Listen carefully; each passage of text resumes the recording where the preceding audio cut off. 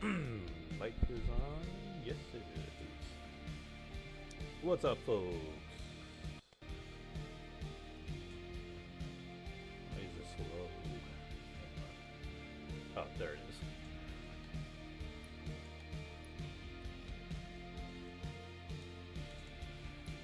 Free yapping, free whatever.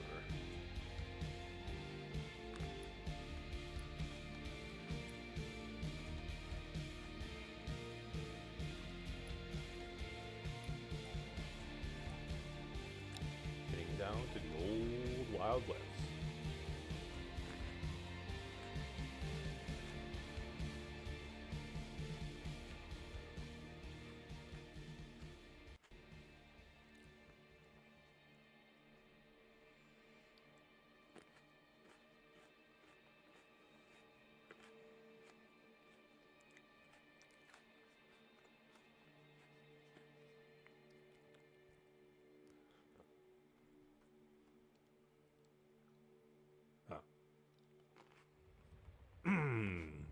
Firefight. Hey, Ratchet, what's up? Oh man, I did my Christmas shopping, but then my mom dragged me to do some, what is it, Christmas food shopping. And boy, I hadn't seen people doing last minute Christmas shopping in years. Usually because I do the Christmas shopping way ahead of time. And, you know, stay away from malls, stores. But then it never crossed my mind to think about grocery stores. The second busiest places. But I say malls take the icing on the cake. Oh, wow. Malls take the icing on the cake for overpopulated, crowded places to be at. Because it's like, you know, good luck trying to find a parking spot. And even if you do find it, well, enjoy the indoors where it's even more crowded. And then when you go to the food court, well, that's a whole other can of worms that you do not want to open.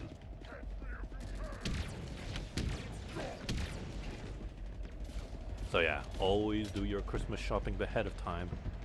Or better yet, you could do your Christmas shopping during Black Friday while the discounts are a thing. And speaking of sales, hey, Valve is winning yet again because it's their annual winter Steam sale. And we all know how that usually goes. Valve tells it all. Why do you think the Microsoft Store, PlayStation Store, and the eShop sucks? They don't even do their seasonal sales until like halfway after Steam does theirs, or they just don't do it at all. And this is also why people prefer Steam over the Epic Game Store. The only reason why the Epic Game Store, to some, say it's a better place to shop, or not to shop, or it's just better, is just based on third-party companies, the publishers. Because it's still a thing. But I think it's been said like 1,000 times. But I'm gonna say it anyways. So the thing with Epic Game Store is that what that site benefits more is towards the publishers. Because apparently whenever a game is sold, let's say Expedition 33, a bigger the Sandfall or whoever is publishing the game, they earn more profit than Epic Games. And that's what Epic Games was advertising their digital store for. And now compare that to Steam. Steam is the opposite. Whenever a game gets sold on Steam, so again, Expedition 33, let's say for example, then Valve gets more profit than the publishers. But the publishers at the same time don't mind this because of the Steam sales. Steam clearly shows that whenever they do their yearly seasonal sales, people will just buy. And when it comes to older games, like let's say Batman Arkham or whatever, or no, something else. Payday 2 right now, it's only for $1.50. At least in Canada, I don't know how it is in other regions, but $1.50. Compare that to the console releases. Whenever, let's say, the PlayStation Store does their seasonal sale, it's $7. You tell me which store is gonna sell Payday 2 more than the other. Clearly Steam. Xbox is doing their countdown sale. Oh yeah, well yeah, Xbox is doing their sale at least. But every now and then, it's never... I mean, it has a variety, just not anything on my wish list. Like, you know, I waited months to get for Gears of War 2 and 3 to go on sale. And then last month it did. Why not Judgment? I don't know. Microsoft probably hates Judgment.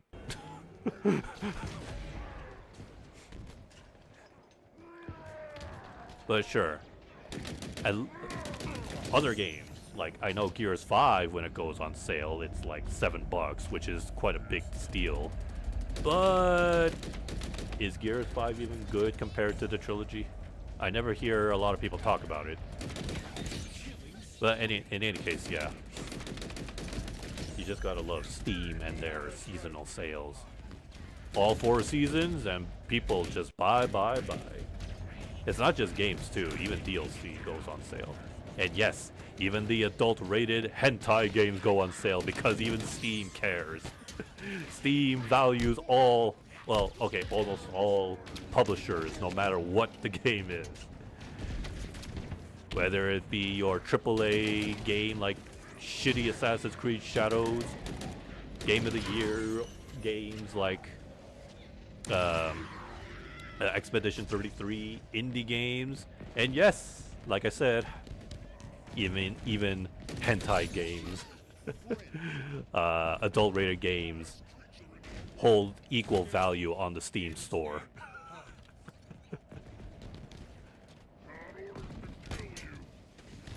Who are you calling a coward? You're the one hiding up in a ghost.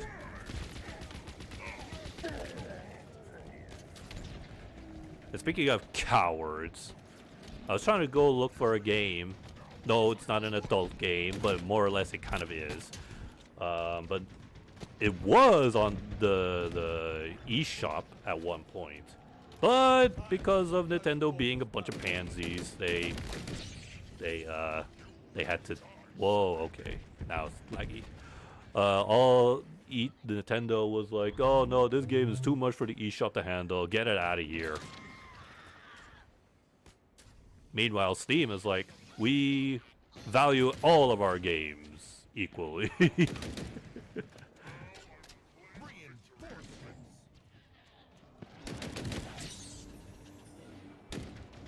And it's unfortunate. And what's weird is that it's a spin-off to their last game, which is still on the eShop.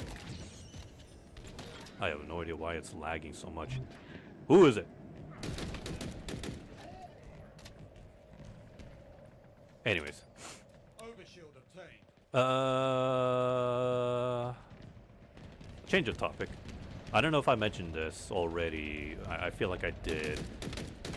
Yeah, I did finish Metro Prime 4, and I just started doing the hard mode playthrough, because hard mode has some stuff that's locked in the gallery. Plus, I also want to give myself a challenge.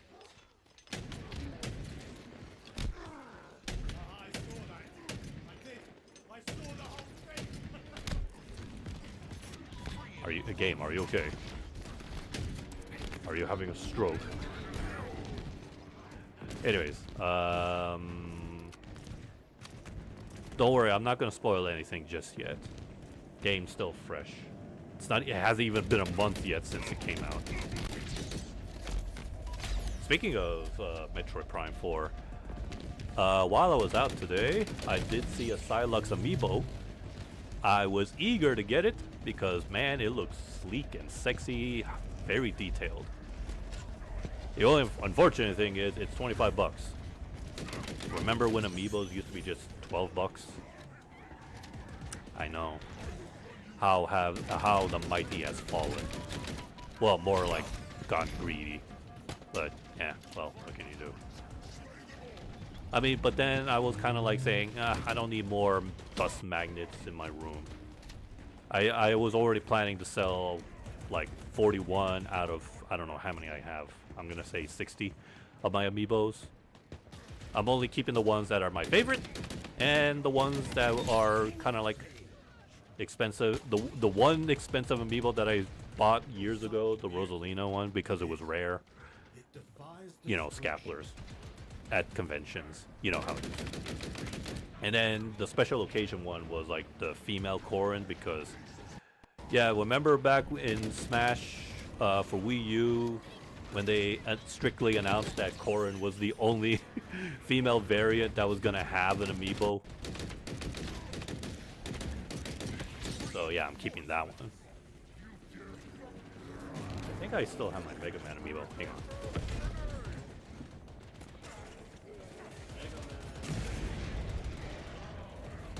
Yeah, pretty much all of the third-party amiibos from Smash Wii U days. So yeah, Cloud, Ryu, Mega Man, Sonic. Yeah. I should get a Snake amiibo, actually, now that I think about it. Unfortunately, the stores don't carry them, so I'm gonna have to look through the internet through legal, not legal, well, yeah, legal, legit prices instead of, you know, scapler prices.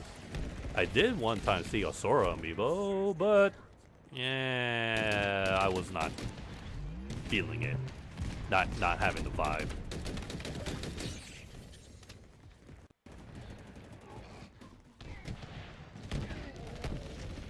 Oh, speaking of Mega Man, apparently Capcom is doing some sort of like boss design fan contest. And the only shout out that I want, the only one crucial thing I want to point out from that tweet they made is that they said, yeah, don't use AI, you fakers. And boy, oh boy, the replies that I saw were roasting them fake artists out there. In fact, I saw one reply that was a clip from Puss in Boots where Lobo demands Puss to pick up his sword, but through the editing, it was like artist is like telling AI artist pick up the pencil. Because that's the truth. AI artists don't know how to draw, so they don't even know how to draw a circle. And that's saying a lot, because Squidward knows how to draw a perfect circle. Think about it. You can call Squidward a mediocre clarinet player and a mediocre artist, but at least he can draw. Unlike the AI lame-ass artists out there. Very unoriginal. So yeah, and that's also another roasting coming straight from Capcom themselves. They're only letting real artists compete. AI art, yeah, you don't qualify whatsoever. You want to learn how to draw? Well, you should have already learned how to draw since kindergarten, maybe preschool, daycare. Dude, it's like a mandatory thing, isn't it? Or unless you're gonna tell me nowadays school doesn't make art a mandatory curriculum. Because if that's true, like if someone told me that, there is no hope for humanity. And we, what the kids say, boomers are the last resort. We are, but at least we would be the realist people that knows how to draw.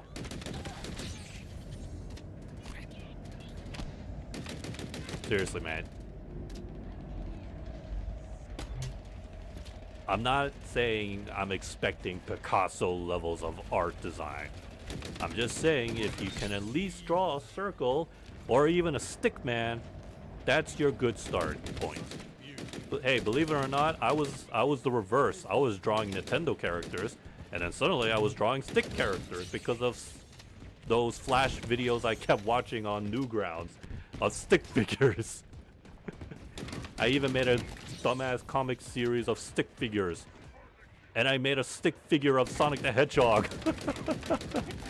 My fan fictions were weird, okay? I had stick figure Sonic teaming up with stick figure Cyclops and stick figure Power Ranger or something. And then around 2011, that's when I wanted to get more serious into drawing. That's when I started making like other comic series based off of Warriors Orochi. Back in when Warriors Orochi 3 was like firstly announced, and then, you know, it was like Warriors Orochi 3 is like the MPC 3 to Koei Tecmo fans. And still to this day, I'd say Warriors Orochi 3 is still considered the best installment. And I'd personally say even better than 4.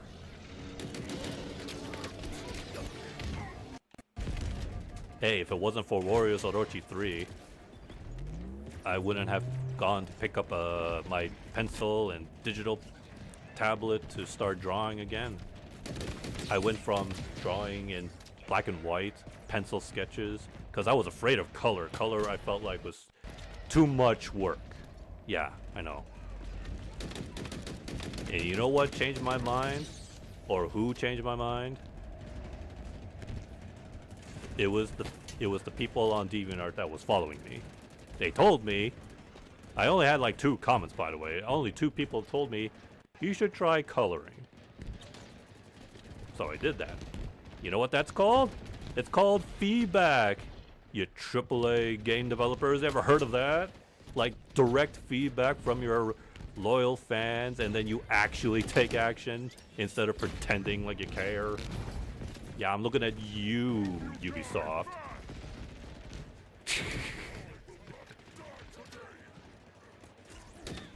Until the day Ubisoft fixes their issues, I'm always gonna give them a shout out. How much of a failure they are. So much of a failure? Oh boy. I've seen it. I've seen all the memes. Also, you can't get killed by the drop pod. I've seen the memes ever since Expedition 33 won. Ubisoft was coping and seething so hard. It was like a case of it should have been us, not them. And quite ironic considering that you have to remember 3 of the people that made Expedition 3 were former Ubisoft staff. And then the rest, the other 30 people, were just people that I guess had a passion for making video games. They shared a vision, and one of them, the story writer, was, if I'm not mistaken, somebody they just found in a forum. And then the composer was just found on SoundCloud. Not some famous AAA composer that you can probably think of and name of. Just somebody from SoundCloud. That's like when T-Lopes. I remember a long time ago when T-Lopes used to make a bunch of fan-made Sonic arrangement music. And then look where the guy is now.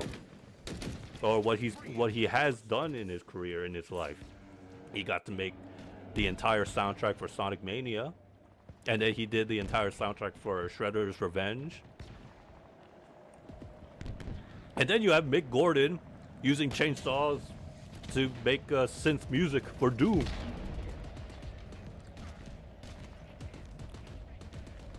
Anyways, yeah.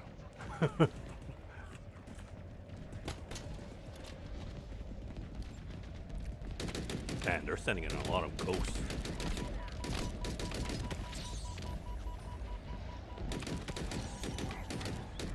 Anyways, another thing that happened just yesterday, there was a, I'm sure you're aware, there was a special program for ZZZ. But before I get that, yes, there's going to be another special program for Genshin, and it's going to be airing January 2nd. The day after New Year's, I know. And apparently it's going to be a big one because, I mentioned it before, Columbina will finally be a playable character.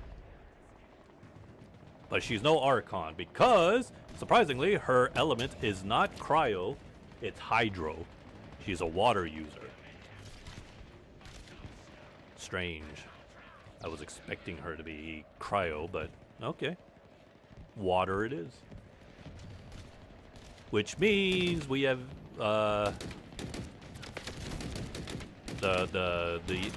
legitimate Cryo Archon is still out there. But yeah, that's more details into that in the special program again on January 2nd. And now with ZZZ, yeah, they just did their special program yesterday, and there's gonna be it's a big one. So starting off with free stuff that they're offering. Oh yeah, and the update's gonna go live on December 30th. So just before New Year's. So yeah, what was it? So yeah, free stuff. They're gonna give away a free swimsuit outfit for Jane Doe.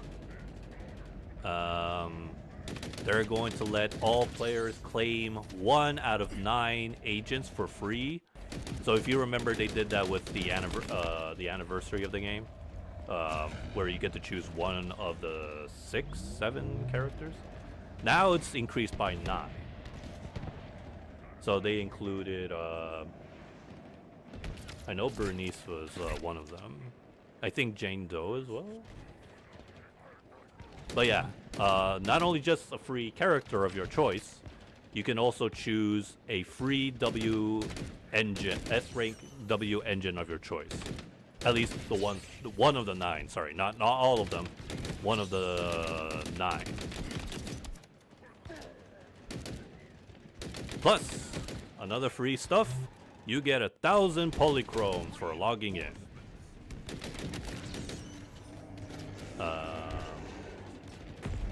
There was like another thing you can claim for free.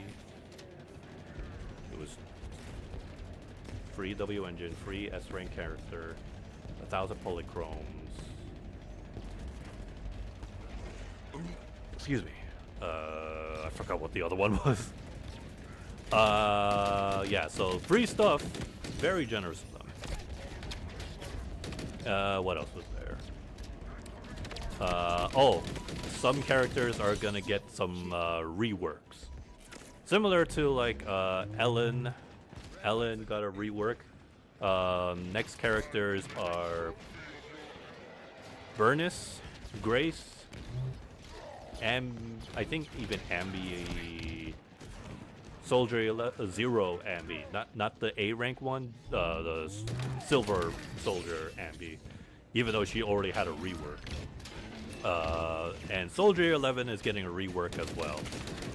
And they had a good reasoning for now going back to the older characters and giving them some rework, because they actually said it in a video, saying that, like, in a nutshell, they are aware about how they're throwing in new gimmicks to the newer characters, so it overshadows the older ones. So now the ZZZ team wants to look back on the older characters and give them some nice rework, so that they too have like a gimmick of their own, or if not a gimmick, then better improved movesets. that doesn't make them feel power creeped by the newer characters.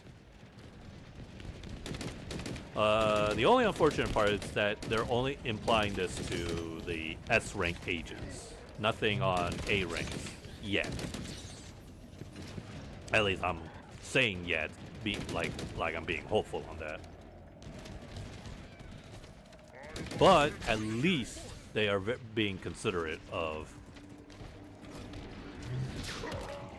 that, you know, they're actually giving older characters a chance to not be power creeped and, you know, be more usable in the future updates.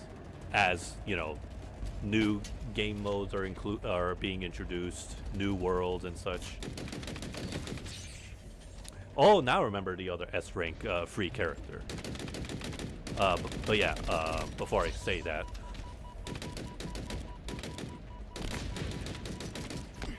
so yeah, it's a nice offer, nice way of the developers actually giving a damn about power creeping. Unfortunately, that's not the same for Genshin and Honkai. Well, actually, no. Genshin is getting has been doing some rework. Right. Never mind. No, it's just Honkai. Honkai is the only game that's suffering from mishaps one after another. Oh well, you can't stay as the favorite child forever, Honkai. Pathetic. Come back to me when you get a new 4-star character, you wimps.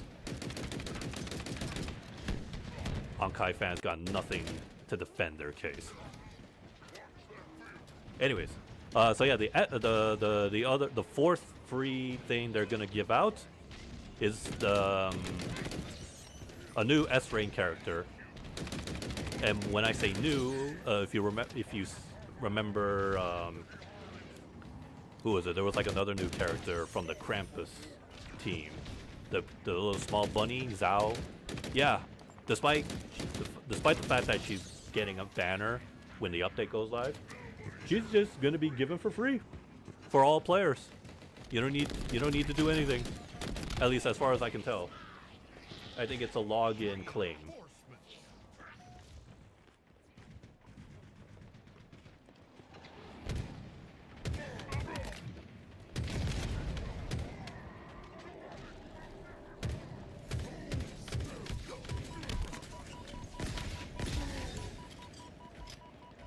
Yeah, it is good.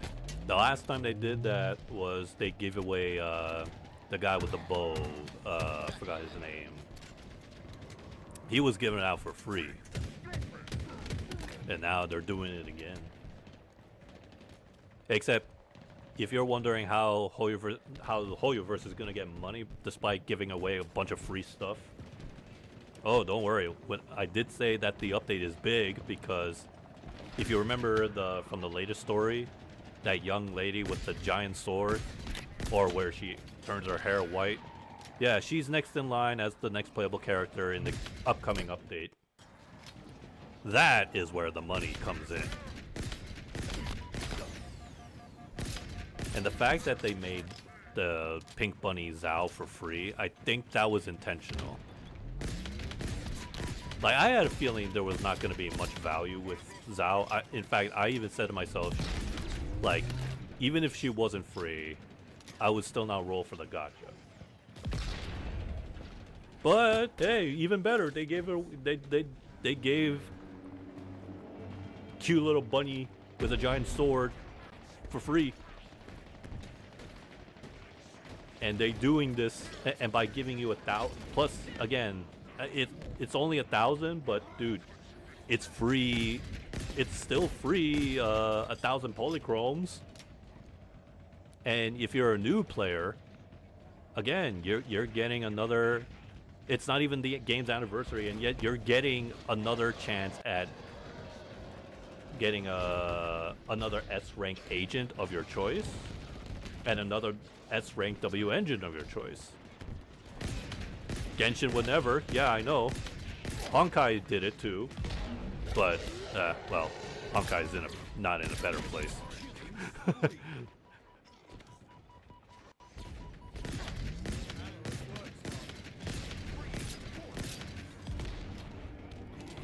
And it's crazy when I say all of this is that how come ZZZ didn't get Game of the mobile game nomination?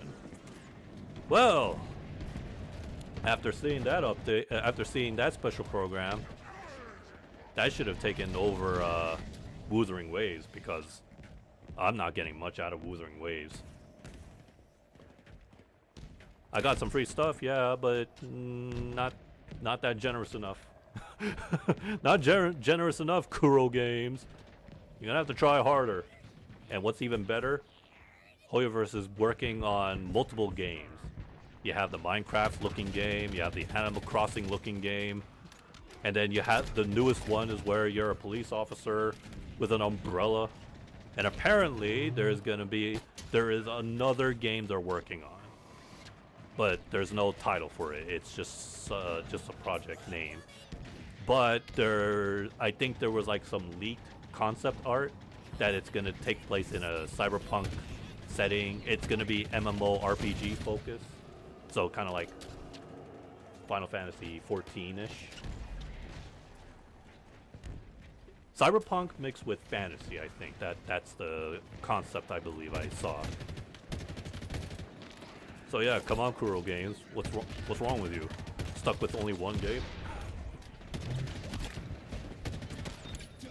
Well, anyways, hey, at least I'm giving them a chance. I went back to Wuthering Waves, and yeah, I'm still enjoying it. I'm just grinding my ass off, but it could do a little better.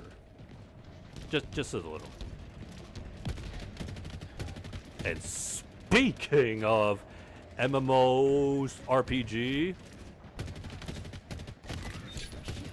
I was scrolling around on YouTube, and then suddenly algorithm be like, you remember Tower of Fantasy? And I was curious because the thumbnail says that it's gonna ditch the gacha. And I was like, huh? What? Really? So I clicked on the YouTube shorts. Then basically I got the short end version of the whole thing.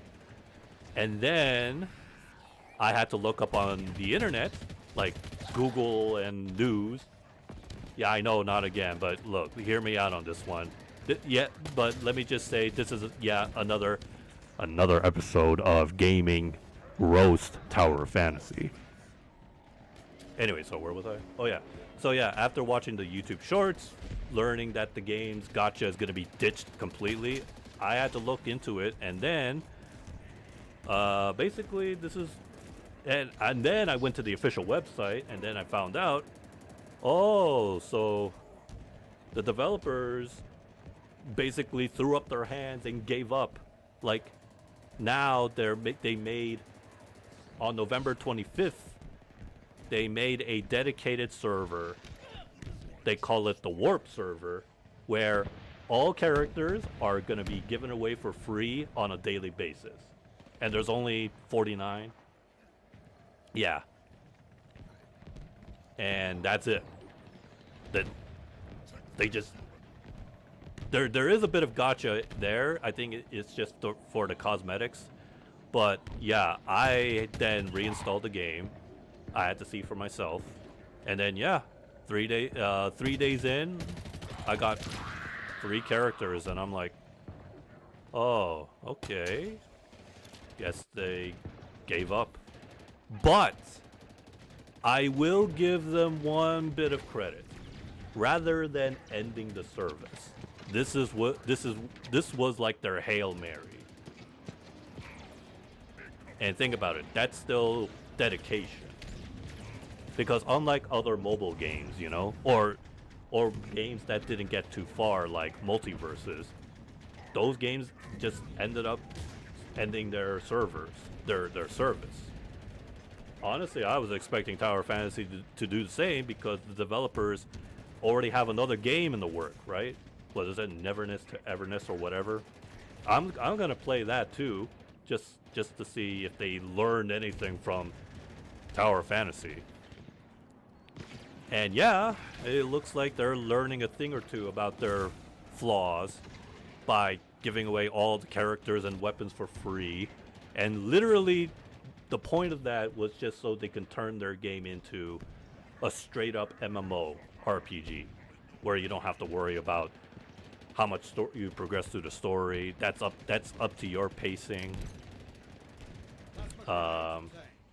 And yeah, they change a lot of things in the game. You can't even pick up the most basic resources like flour and meat because you need to increase your exploration level or something. But instead of doing that, I'm just gonna get all the characters and then play and then, well, play until one day maybe the game will die. Because I did spend money, the pre-order money. Yeah, I know. Because, to be fair, it was when I was kind of like 1 year after Genshin. I don't remember. Okay, I don't know what's going on here. Where I was still technically new to gachas, and I thought I'd give Tower of Fantasy, a chance, and I was new to it, new to the whole gacha, the open world gacha. But I was no stranger to gachas. I played Arc Knights, here, King's Raid or something. Not King's here. I don't remember. What was that other one? Oh, and yeah, I did play Honkai Impact Third a long time ago.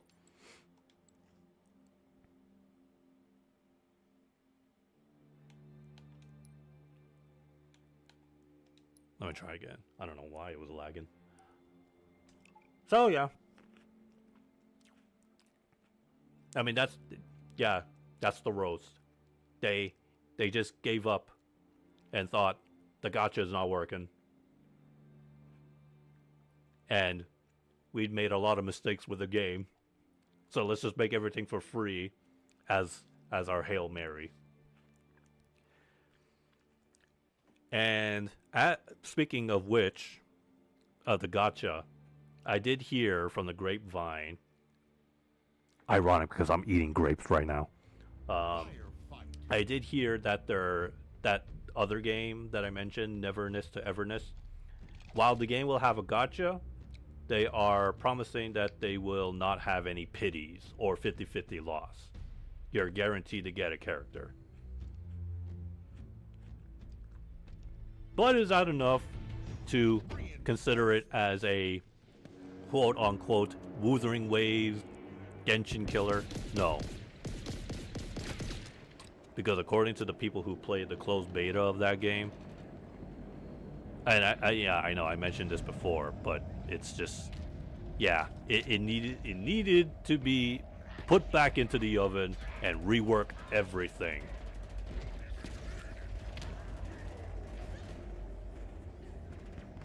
Okay, well, I say everything exaggerating. More like balance the goddamn combat.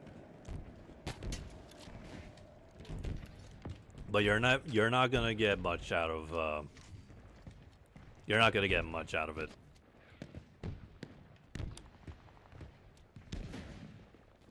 Like, you're not gonna be wowed by any of the presentation.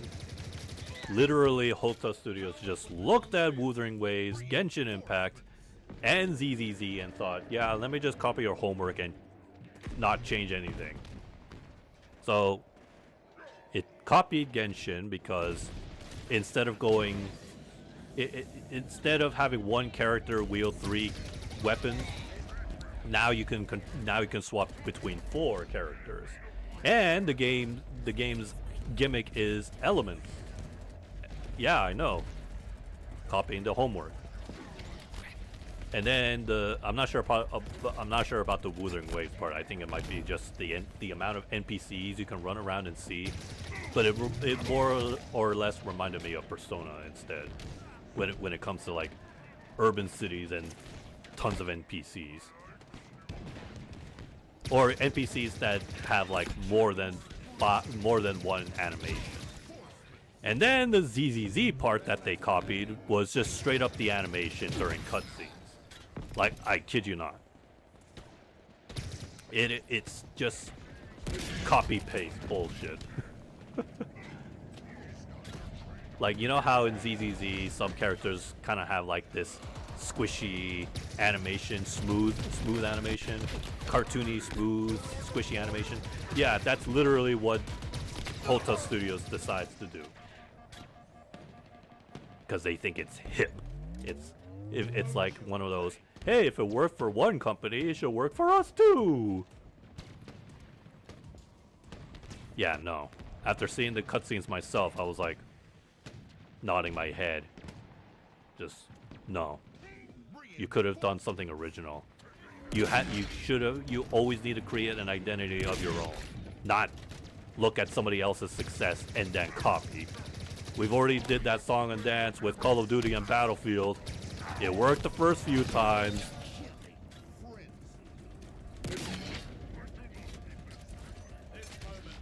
But it shouldn't do it again unless you have an identity. You can create an identity for that game. I mean, hey, at least we can differentiate between Call of Duty Black Ops 7 and Battlefield 6.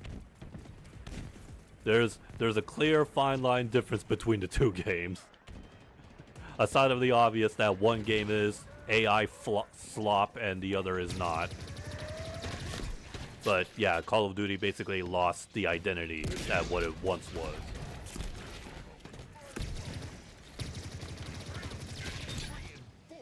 Seriously, why was there a giant Michael Rook fight?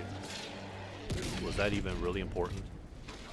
And I saw another tweet of somebody actually playing through the entire campaign of Black Ops 7, and literally they asked the question, who wrote this shit?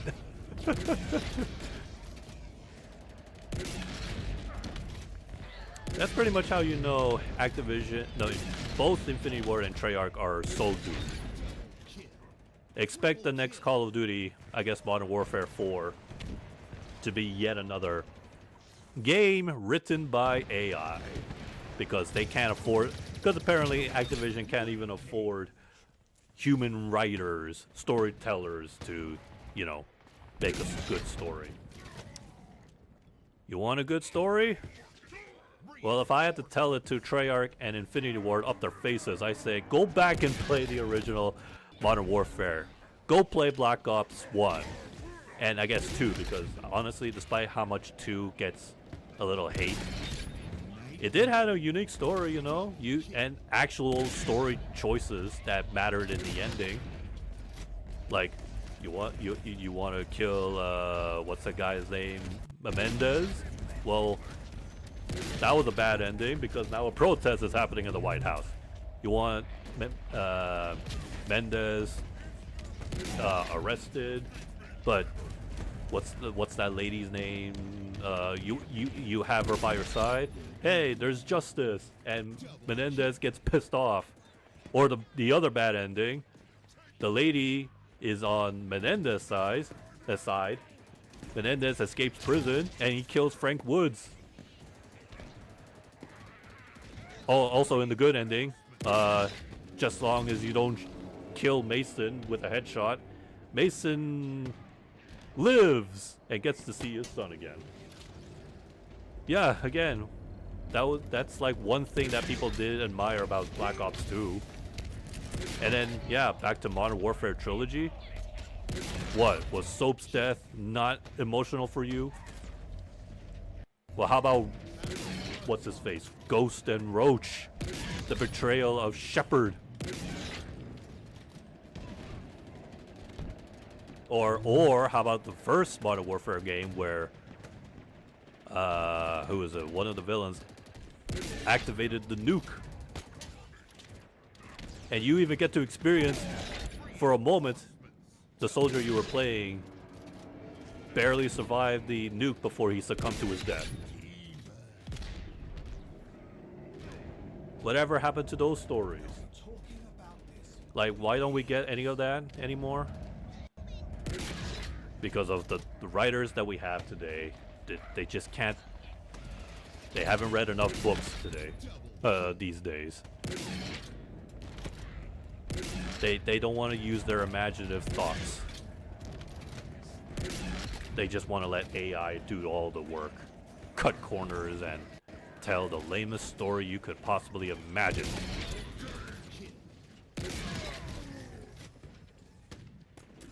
Be proud, Spartan.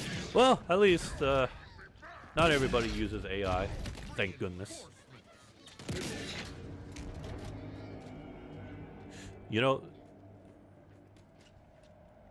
I have this strong feeling, despite all the copium and the seething that AAA companies have against Expedition 33, and they have every right to be mad because they suck.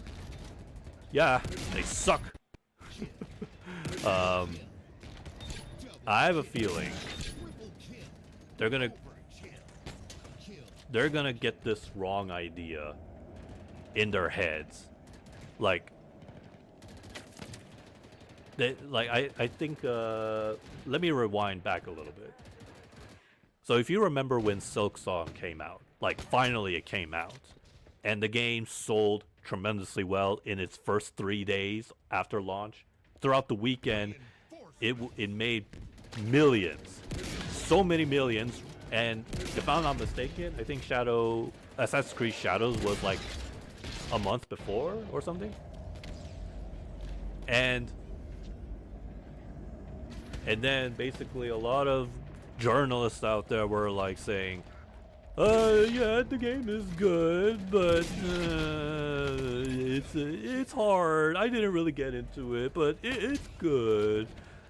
But you should really play Assassin's Creed Shadows and Dragon Age Veilguard. Like, what? But the number, and then as soon as the numbers are slapped in right at them, they refuse to accept, the journalists refuse to accept defeat. They still think we consumers are buying the wrong product. They think we should buy Assassin's Creed instead, or all the other flops out there. And then when more and more people praise Silksong, that is when journalists were like, so should the industry be making Metroidvanias then? And now with Expedition 33 practically taking 9 out of how many categories were there? But yeah, 9 awards right off the bat. This is gonna give the AAA studios the wrong idea. Now they're gonna think, so people want turn-based RPGs and baguettes? No, they're missing the point. They don't understand yet, at least, why Expedition 33 succeeded where all the other ones failed. Well, I wouldn't say fail. I mean, the other nominations were more or less close. Especially Sonic Racing. Sonic Racing should have been better, best sports racing game than Mario. Well, I don't need the Game Awards to tell me that it is still it is the best racing game. But yeah, it's just a off feeling I'm getting that I feel like in the coming years, now there's gonna be this misunderstood idea coming from AAA studios, and now they're gonna start making their own RPG with, I don't know, nonsensical story to them. Because again, they don't know how to write a story, so they just let AI do it. Basically, like Tower Fantasy deal. Tower Fantasy existed because Genshin existed, and now Expedition 33 exists, and now expect somebody like Ubisoft to be like, okay, let's try making an RPG game, just like Expedition, but maybe better, so that maybe next year in 2026 we will get the Game of the Year award. Prince of Persia? What's Prince of Persia? I don't know what Prince of Persia is. Rainbow Six? We have Rainbow Six X that's not owned by us anymore. Well, partially. Rayman? I don't know what Rayman is. What's a Rayman? We only know Just Dance. You want another Just Dance? Okay, Just Dance is now the 27th edition. But yeah, let's make an RPG game. Like Expedition 33. And then EA might think of that too. They might tell Epic Games, forget about Fortnite for a bit. I don't know. That's just my concern, that the industry is going to get the wrong idea. And then there's going to be all this copy and paste. All because of how one game managed to sweep the awards.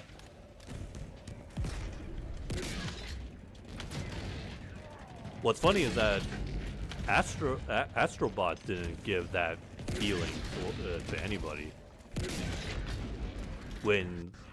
Yeah, I totally forgot last year. Astrobot was the 2024's Game of the Year, and yet we didn't see like a fluctuation of platformers, which is unfortunate.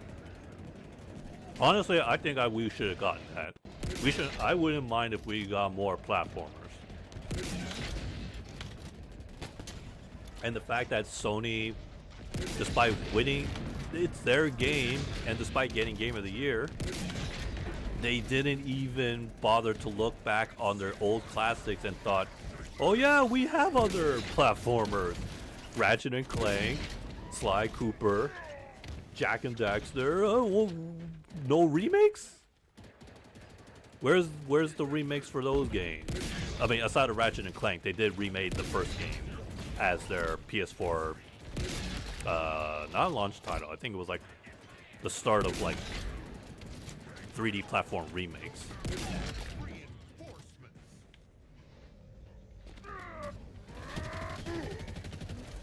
But alas, we did not get that at all. We should have.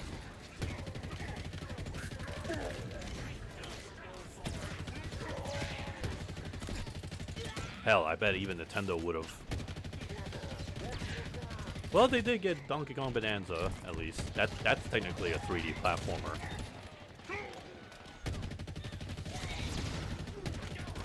Oh, hello. Ow.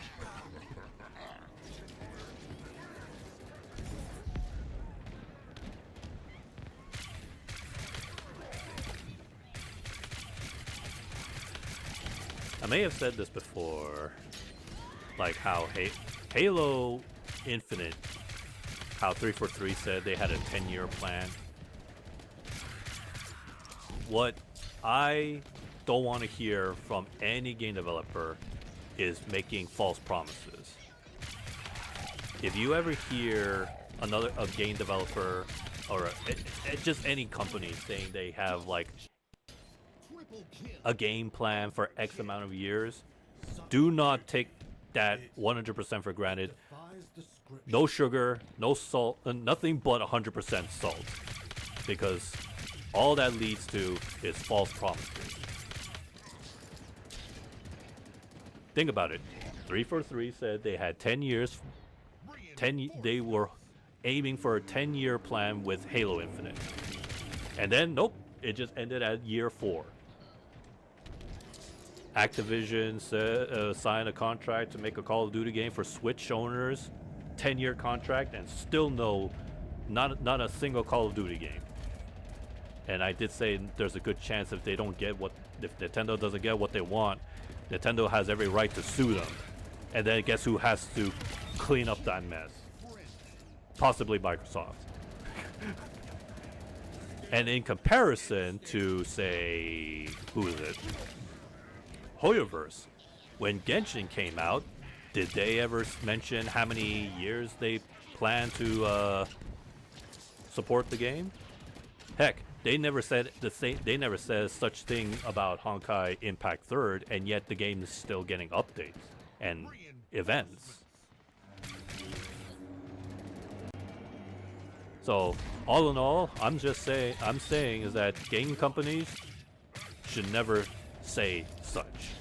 They should just But if I did, I would they should just go with the flow, what they have, and work with that. If they have a roadmap, like let's say Sonic Racing Cross World, then that's reassuring. It's good when a game company shows you they have a roadmap, so that way we know what to expect. And if they, and even better if they have a date for the roadmap, then yeah, then you can kind of like take it for granted. I say kind of because sometimes some unexpected things could happen, possibly, but I'd say that rarely ever happens.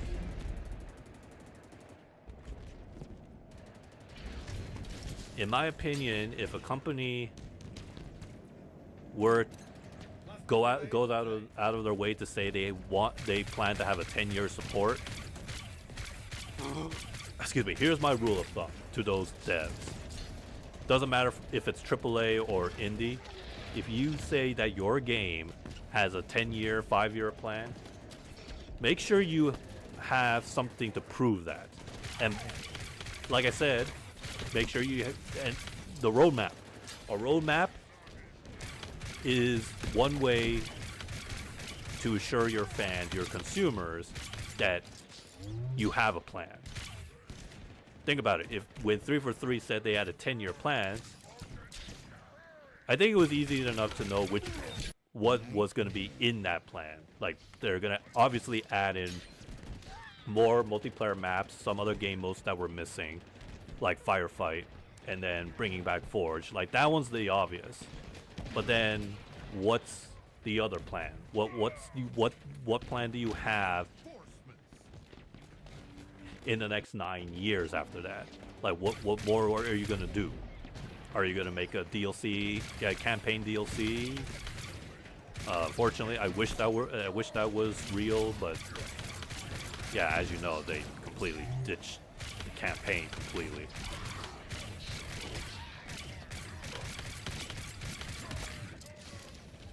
So yeah, always have a roadmap. Show it to the public if you have it ready. The sooner the better, because if you tell your consumers you have a plan but show nothing for it, then it's not guaranteed. See, that's the difference. A roadmap is a guarantee. Again, just look at Sonic Racing Cross World versus Halo Infinite, where 343, they did show a roadmap at one point. I remember, actually, it's coming back to me. But then, what about the next 9 years? Do you have a plan? Turns out, no, they didn't. They just kind of stopped giving roadmaps. And that should have been a sign. That should have been a red flag for everybody to realize. When devs stop giving you a roadmap after 2 years out of 10, then you should be worried. And very worried, some folks were very right to be worried. Because as soon as when 343 mentioned about how they ditched the campaign DLC and basically focus all of their time and effort on multiplayer, yeah, that was our first red flag.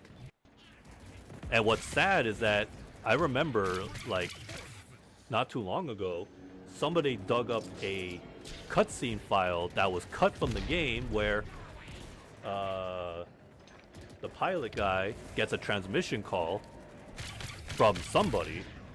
People assume it could be from the Spirit of Fire or it's Team Osiris. And then you see Chief T posing in the background. Because yeah, it was like one of those early concepts where they were going to include like a secret ending, but they axed it. And now we know why it was removed. I mean, aside of that other the base post credit where you see Atriox, but yeah. And then to continue the story, the multiplayer story. Remember when they were doing cutscenes? and then they stopped doing it. And then how did they explain the rest of the multiplayer story? An audiobook. An audiobook. Yes, genius. It cuts. It will help 343 cut corners. Stop making CGI trailers and cutscenes of the multiplayer, so that they could just focus on the multiplayer. Saves time, saves money. Yeah.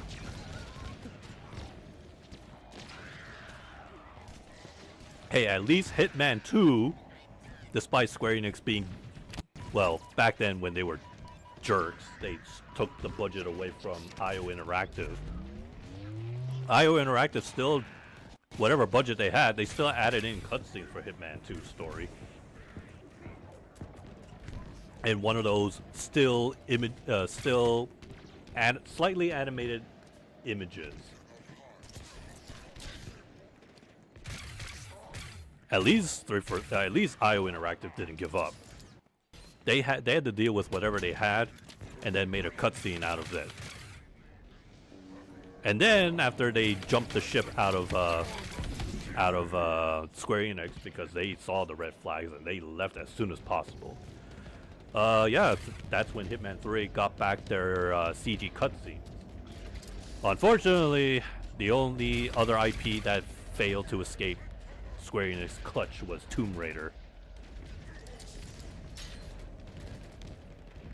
But hey, at least Lara Croft is coming back with a remake.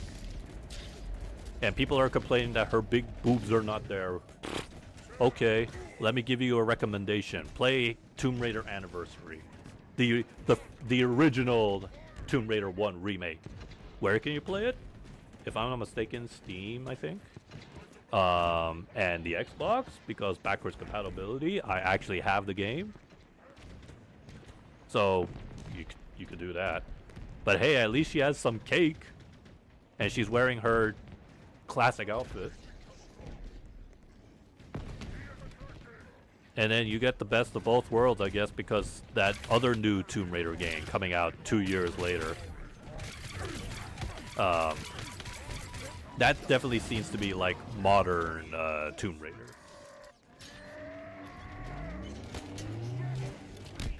I touch you.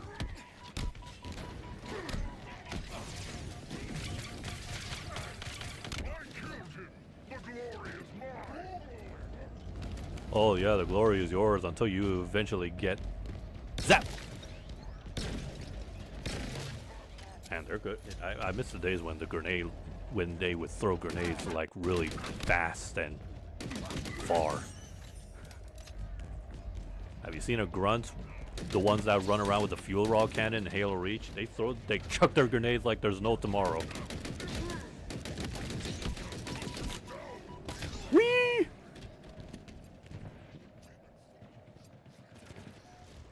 So I'm kind of looking forward to that, the Tomb Raider 1 remake, and the fact that that is coming out first before the new one. I'd say that's a smart move. It's not just testing the waters if fans still have faith of Tomb Raider, but it's to also rekindle the love for the franchise. Or if you're new to it, you know, hey, this is the game that got Lara Croft on the spotlight for best female video game character.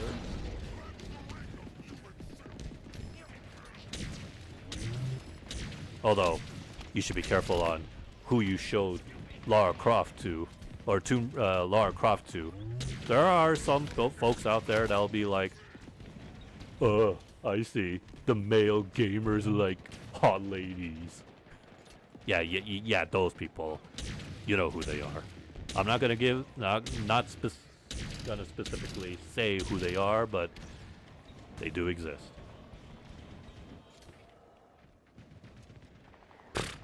Please. There's a exact reason why Tomb Raider was famous. And it's not because of how gorgeous Lara Croft is. It was the game itself. In fact, let's see, before the reboot Tomb Raider, what was it? I did play Tomb Raider Legends, and I finished it. It was a long time ago. I could never like finish a Tomb Raider game. It was too hard. PS1 tank controls back then couldn't. Impossible. At least that's why the HD remasters give you modern controls, which is a godsend. But you can always switch it to classic if you know, if you like the tank controls back then. But yeah, Legends was good. I actually liked how very acrobatic she was. In fact, if I'm not mistaken, Tomb Raider Legends was like the next gen Tomb Raider game back then. Despite the fact that the same game was playable on PSP and PS2, I think it was on PS2. So I wouldn't say really next gen, but it was a big deal for people for the Xbox 360. Like, you know, if you were one of those people that bought an Xbox 360 for Halo 3, hey, you'd be doing yourself a favor by getting Tomb Raider Legends.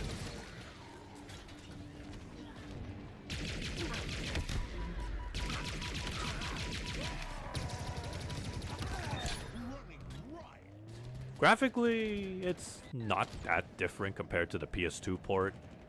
The Xbox 360 just makes it look darker and less saturated.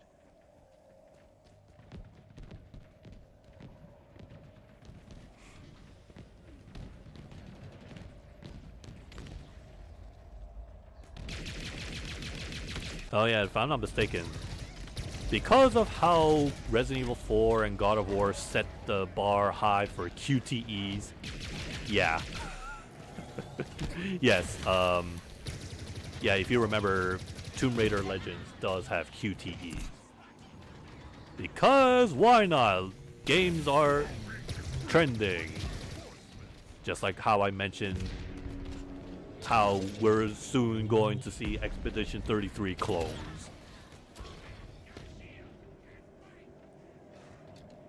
If it worked for one game or two, God of War, Resident Evil, okay, Tomb Raider should have QTEs. And when it comes to QTEs, that means death montage. And they didn't stop there. Anniversary, even for a remake, yeah, that game also had QTEs. Because, hey, yeah, if it worked for Legends, let's do it again.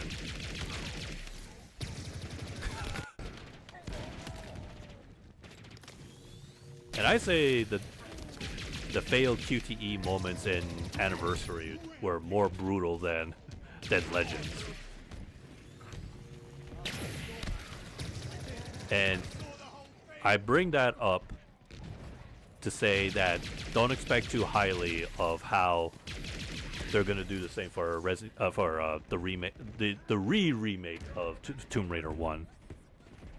Like I mentioned, how the death scenes were very brutal in Anniversary. Well, I'm pretty sure with the remake, they're probably not gonna have those. But I bet you, I'm telling you, they're not gonna be that brutal with the death scenes whatsoever. You wanna know why? Because they think in this modern age, games should not should not cross that line of realism. Because think of the children! Yeah, that excuse. But yeah? Well, Conker's Bad Fur Day still exists and people are still able to play that through, oh, I don't know, Rare Replay. Or how about, what's that game series? Larry Leisure Suit? You know, that game still exists. And Night Trap. And the first Mortal Kombat game. The game that forced the government to create the ESRB rating. What do you mean we've crossed the line? What about the most famous or infamous level from Modern Warfare 2? No Russian. And then there's the recent game that I was playing, Ready or Not. You know, that game's even as gruesome as it seems because holy shit, it's real. It feels real. You know why? Because they actually got real SWAT teams to help, you know, show how it's done. Forget Rainbow Six Vegas. Ready or Not really shows you how scary being in a SWAT team works. I heard that the DLCs for Ready or Not makes the game a whole lot better. I was planning to get it, but then I missed on the sales. Yeah. Woe is me. Well, at least there's always next time.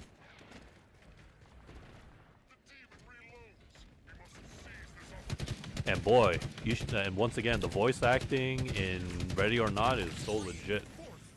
Even the suspects and terrorists, they did a good, whoever voiced those characters did a superb job making it sound legit.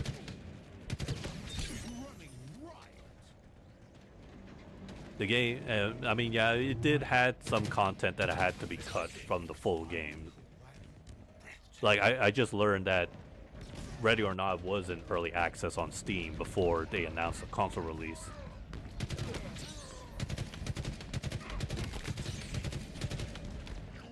Like eventually, apparently one mission had like some children involved or something like that. Like literal children. And some other stuff that people were complaining that they thought wasn't really that sensitive. Or not too bad compared to older games that have done the similar exercises. Well, in any case, yeah.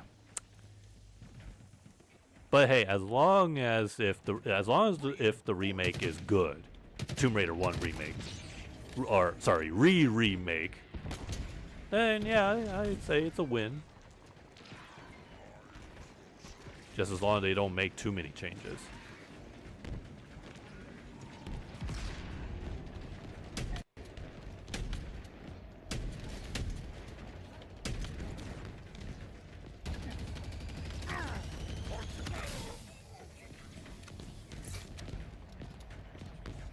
At least they kept the dinosaur and the giant T-Rex.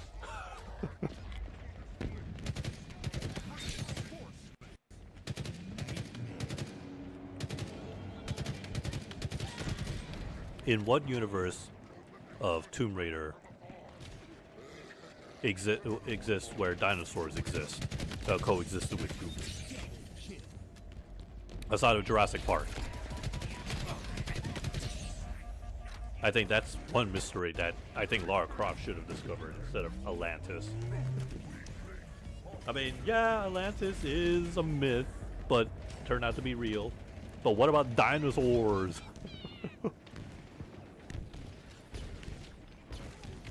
Come on, Miss Croft.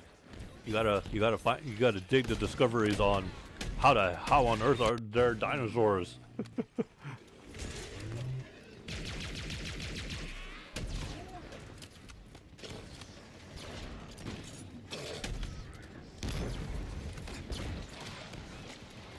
I'm still waiting on an update for the TMNT Last Ronin game. Although, yeah, it is concerning about the developers who are making it, because apparently some people are not thrilled by that, of who's handling it. But still, I'm curious to see what exactly how the game's gonna be like.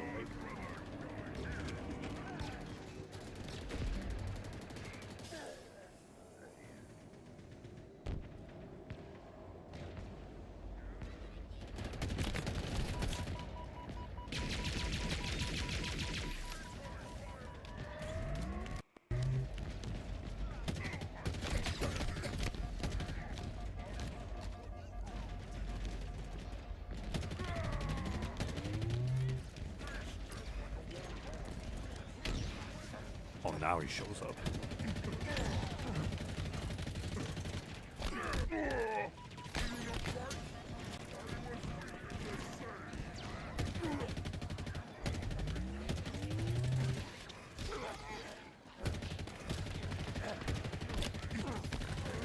This is my roof.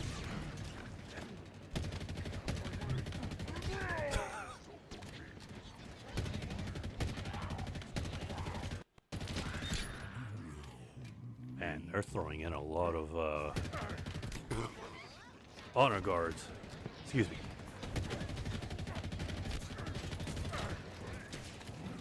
You'll never catch me. Oh, he's dead.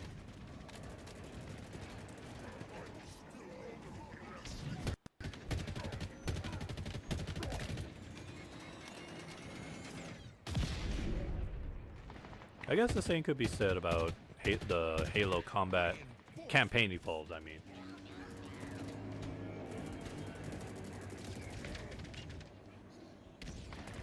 Who is handler of the game? I don't know. I don't remember who's doing the name of the company who's making the last Ronin.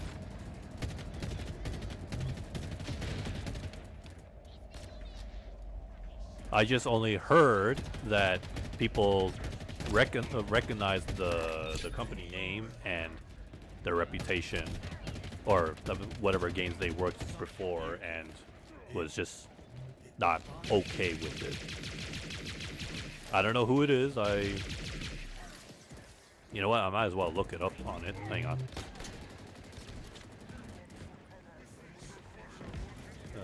Give me a moment. Where's my phone?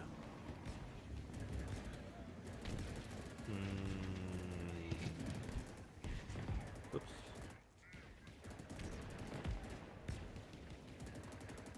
Last Ronin game. Black Forest Games. Oh. Wait, now it hit me in the head. Wait, let me see. Hang on. Are they the same? Are they the same company that I'm thinking of?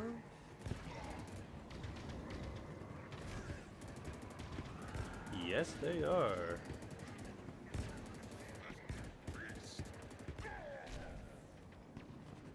They did the remaster for Destroy All Humans, which isn't too bad. But you want to know what? But that's like for remakes or remasters. But if you want to talk about a game that they made from scratch, you want to know what game Black Forest Games made from beginning to end? Bubsy. Remember when Bubsy the Bobcat made his comeback with the Woolly Strikes Back?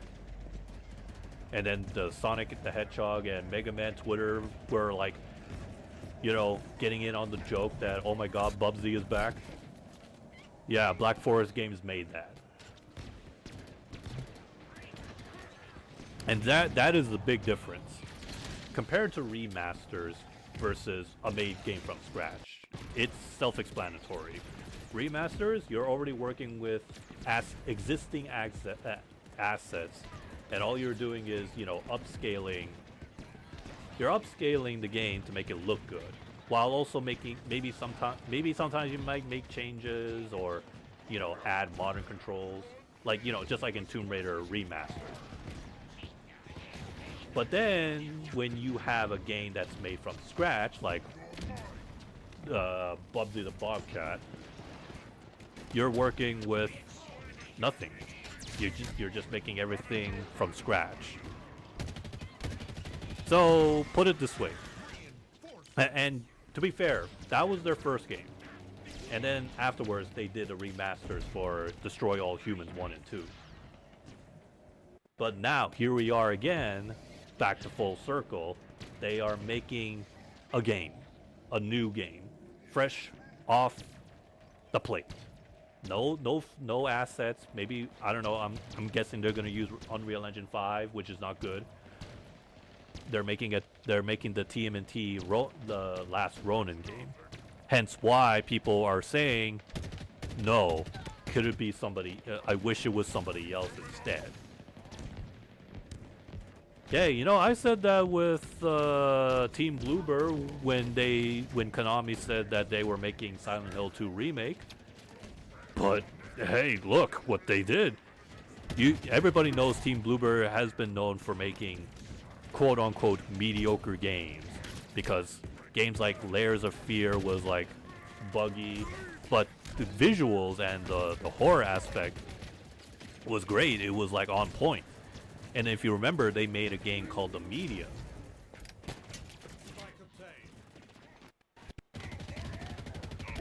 They made The Medium. It was also met with mediocre reviews. But hey, at least Akira Yamaoka was there. And yeah, that's why people were at first were heavily concerned, like, can Team Bloober really make Silent Hill 2 remake good? Like visually, yes. Everybody knows that, but gameplay wise, that's a concern. And yeah, I will say, yes, there were some bugs encountered there were some bugs that I encountered in Silent Hill 2, but that got overshadowed by everything else that I loved about the remake. Whoa, hello. And yeah, it didn't. I could not put down the controller. I was enjoying Silent Hill 2 remake, and that showed that Team Bloober actually cared. They actually made sure that they did not effed it up, because they know that Silent Hill 2 is like a fan favorite next to 3, I guess. And now they're working on remaking the first game, and they even said because of their success with 2, Konami is Bloober team was like, Team Bloober was like, yeah, if we're given the opportunity to make a new Silent Hill game or remake classic ones, then we would do it. And Konami clearly said, yeah, they did a good job. Let's give them the keys. Let's give them the keys and the green light, all the budget for them to remake our classics. And then, if worthy enough, like if the Steam train is still going strong and fast, like if the first remake does well, chances are we'll get a third Silent Hill 3 remake, and maybe even 4. People are hoping that 4 gets a remake, because 4 was underrated and people kind of like didn't give 4 a chance.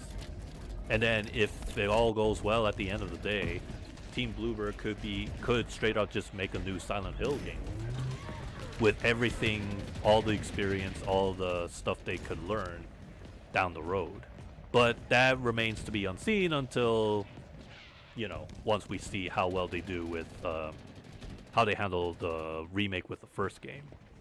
But as much as I want to say I have faith, but we need to see results.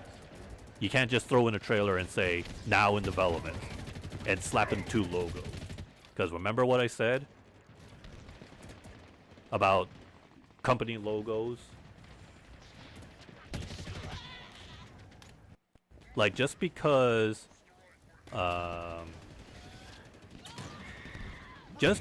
Destiny 2 was being developed by Bungie, you have to ask yourself, is this the same Bungie that made the old Halo games?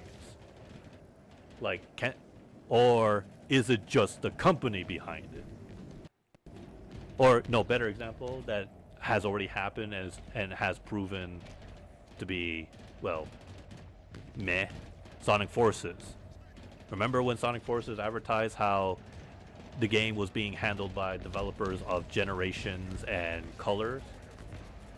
They weren't lying, yeah. I mean, the aesthetics was there, the gameplay and everything.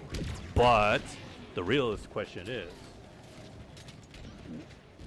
like, are all the core developers from Colors and Generations there? And then, yeah, the short answer, no, not at all.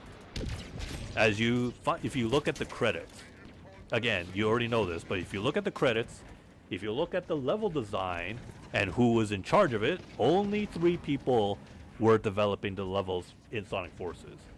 Compare that to Colors and Generations. There was definitely more than 3, if I recall. Or heck, Sonic Lost World, being a completely different game, it had more than 3 people working on it, on the level designs. And then if I'm going to be real here, are they the same people? No. Because, yeah, and it's already been in common knowledge, even to the Sonic fan base, that the 3 people that did the level design on Sonic Forces, they've only worked on 1 Sonic game. And yeah, and I think it was Lost World. So not even a boost formula game. Yeah, there were 2D segments in Lost World, but I mean, the results have already proven. It's already a proven fact. So no, it was not made in terms of level design. No, the people who did the level design for Generations and Colors, no, they're not the same people. Your people were only blindsided by the logo and the quote-unquote made by the same team of Sonic Generations and Colors. So that's why I say, for Team Bloober remaking Silent Hill 1, are you amongst, or are the people among the company, are you still there? Like, are you still the same people, or did you have to let go somebody and replace them with new people? So again, I want to be hopeful. I like to be hopeful, but I want to see results. Even if they get new people on board to make Silent Hill 1 remake, but if the results shows that, you know, they improved over the remaking the second game, then I would say, okay, everything's forgiven. You did good. But if it turns out that the results are bad, then yeah, I think that should be enough to just tell everybody, nah, you're not the same people. you are not the same company as before. That's like how a lot of kids assume Shigeru Miyamoto is still making all the Mario, Donkey Kong, and Zelda games. No. Miyamoto is done with making Mario games. And then Zelda, we already know. Zelda, for the longest time, Miyamoto did not have anything to do with Zelda nowadays. That's all, what's his name? Eiji Aonuma.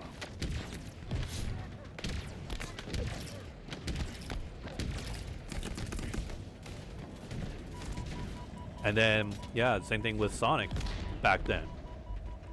When Sonic 06 was being developed, the guy who created Sonic, he left right in the middle of the project. And then Sonic Team had a different team of people to make the next couple of Sonic games after that. And again, not the same Sega that made Sonic Adventure 1 and 2 and all the classics. And oh boy, what a troublesome folk he was. I already forgot his name, the guy who made Sonic. Cause Balan Wonderworld? Oh man. Oh no. How do you burn down your own legacy? Well, you just have to look at him as an example. And what's even more sad, he took his kids to watch the Sonic movie and they loved it. Only for the next day for the news to come out and say that the police had to arrest him because during his time at Square Enix, he's been doing some illegal stuff behind Square. And yes, he was pleaded guilty. And then they had to call him again because he did something else.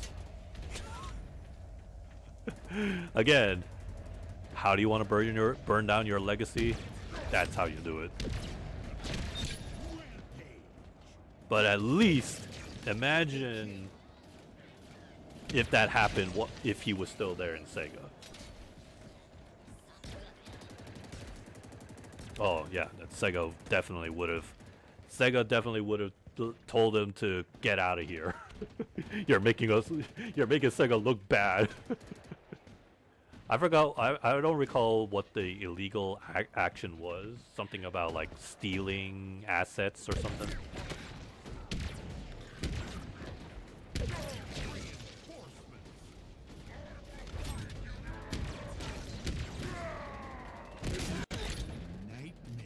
How did that slip up out of Square Enix's eyes is beyond me, but man. Whoa, hello.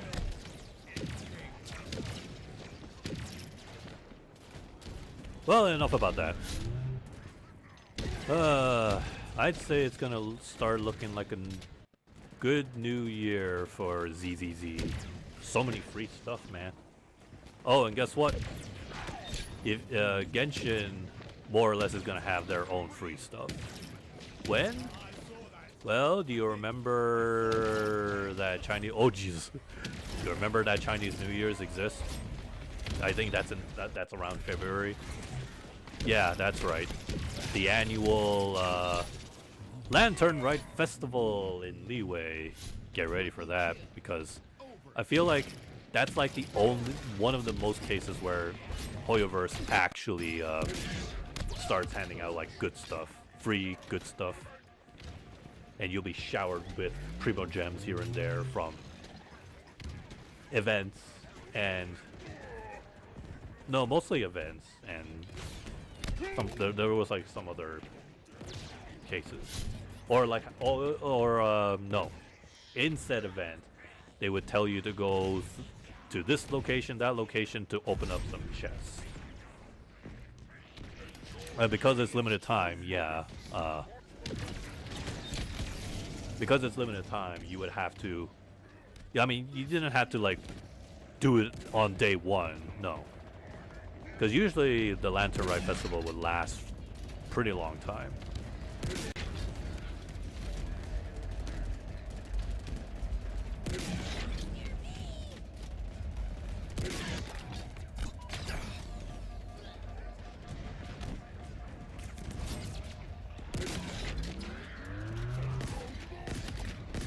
So yeah, expect that to happen in Genshin Impact. Lantern Rite Festival equals free gifts, a free 4-star character of your choice, and whatever else they have in store. Whatever they're planning up for this year. I think last year I remember last year's story was pretty good.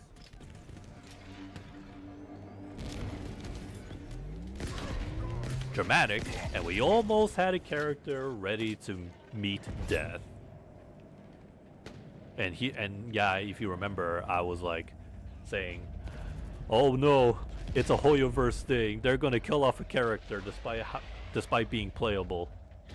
Because they did it with Honkai Impact 3rd. They might do it again. But no, that didn't happen. I feel like if they did try to kill off Hu Tao, oh, I can imagine the Hoyoverse community would have been pissed off. And you don't want to fan the flames of the Genshin community. In fact, some people are already foreshadowing Honkai Star Rail's inevitable event where somebody, a long-time main character, is going to die. And it wouldn't be the first time. It's the same character ready to meet her end.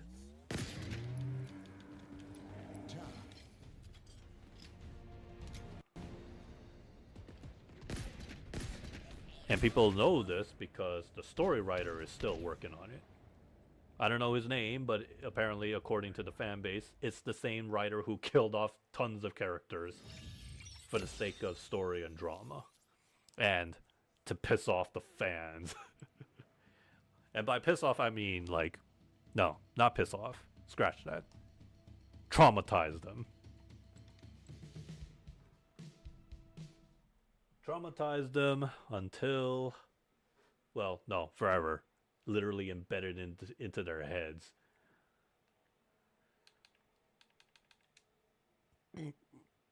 Excuse me. Embedded into their heads like it's like well, World War II veterans and Vietnam. That's how bad it is. But that's how serious Honkai story writers are. And it just somehow works.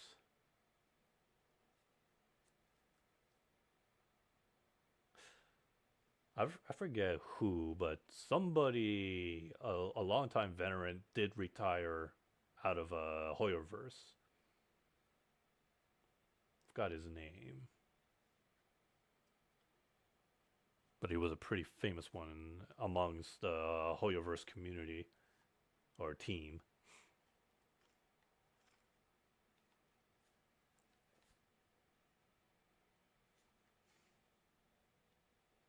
Hokkaido Snow Festival.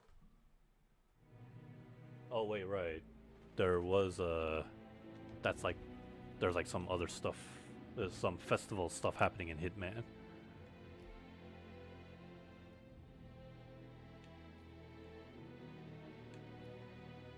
Food critic. Who?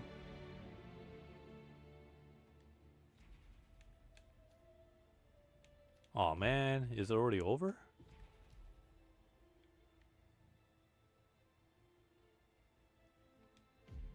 No, that's the wrong map. Oh no, it's right here.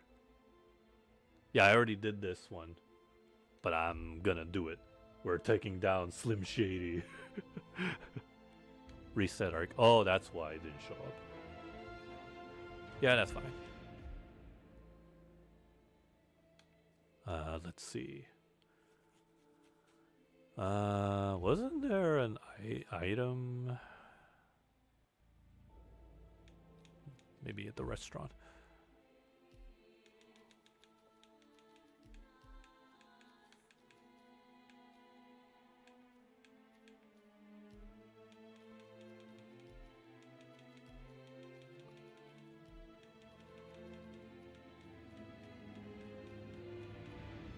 Not here.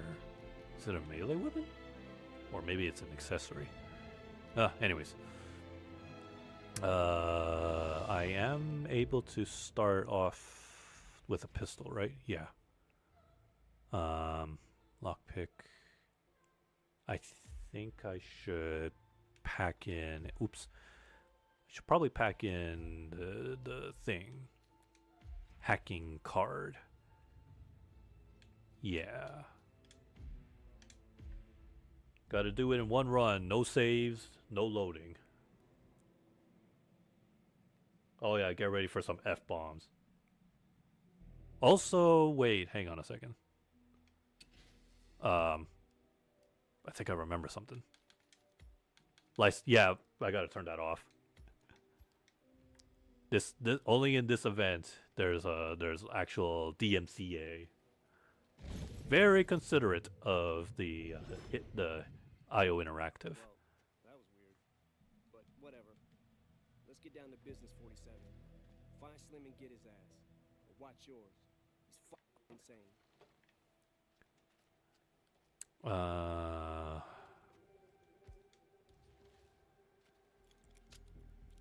Where did I put my item again?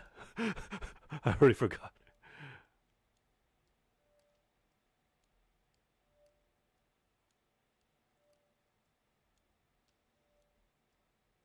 Oh wait, now I remember. Oh, I know how to get there. Mom spaghetti. I don't get the references.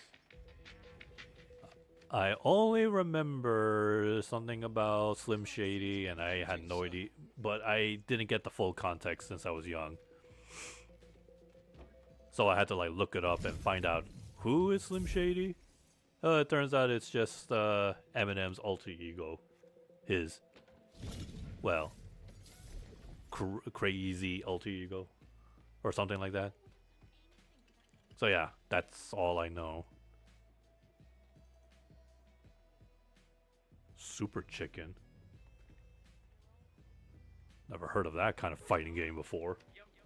But I do know Super Turbo Turkey Puncher 3 from Doom 3. Are you hearing me? He's killing people in there. Well, I didn't know he wanted us to create music that's weaponized. No, something's gone wrong somewhere. Every time I try to come up with something, I'm overwhelmed by ideas of like stadium pop music. You know, the bouncy type? It makes people happy, right? He would not love that. I can't go to testing. He'll destroy me. I've tried that. I can't find the exits. It's all messed up. Cause there is no exits. I know. Right. The gondola is gone.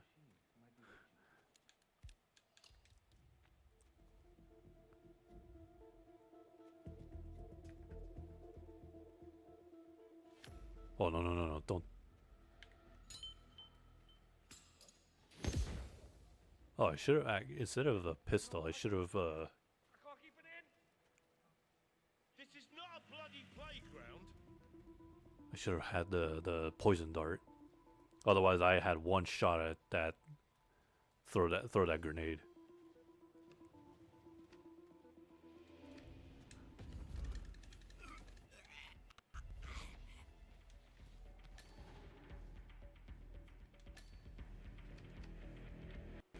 Okay, and then I'm supposed to go to the thing. Don't I need to get? Yeah, I need. There he is.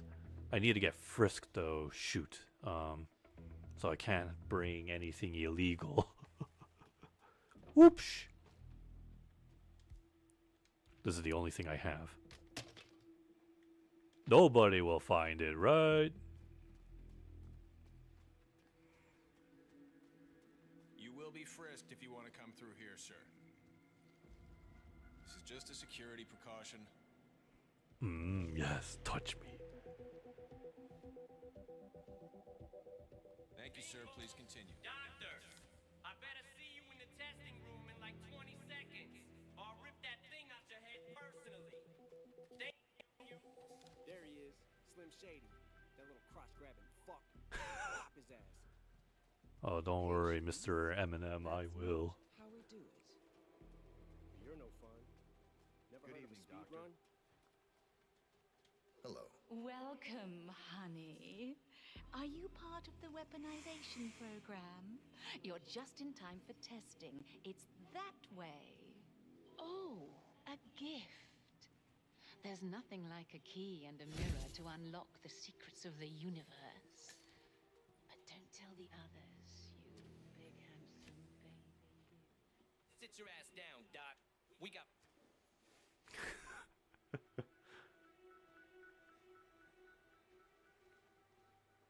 Let's see if this brain shit can get y'all to come up with some decent fucking ideas. I'm ready. Hit me.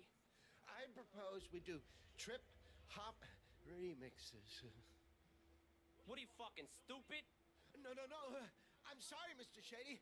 I'm from Vermont. And I'm from hell, bitch.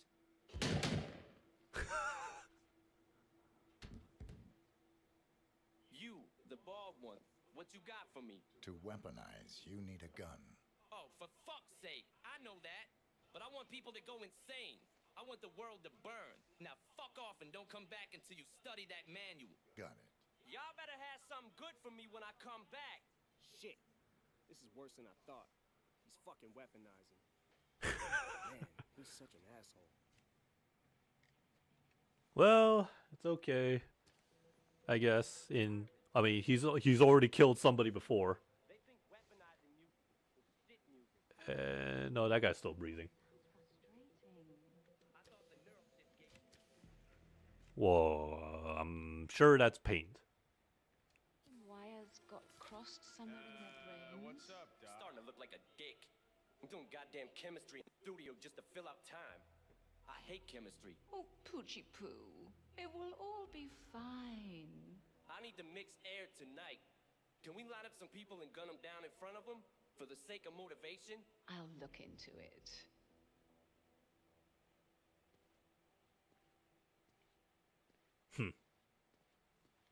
Listen, Angel.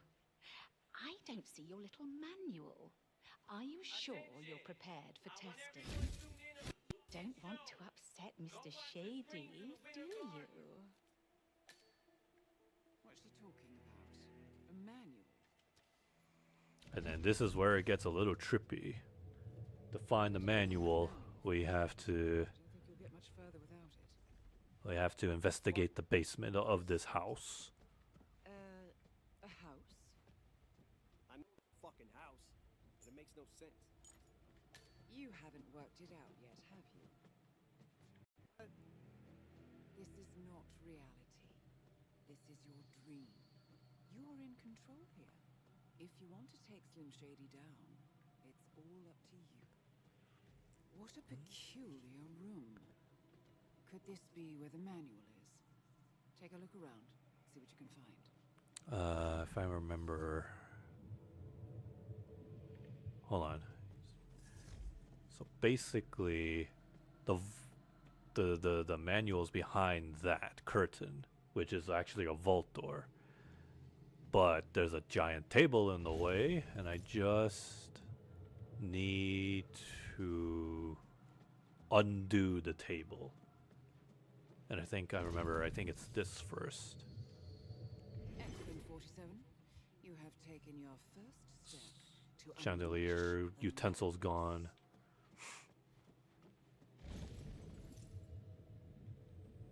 Is it this? Hang on. We are close, 47. Yeah. But be careful. We might unleash a Pandora's boss. Chair's gone, and now I need a mirror that does not have the table in the way.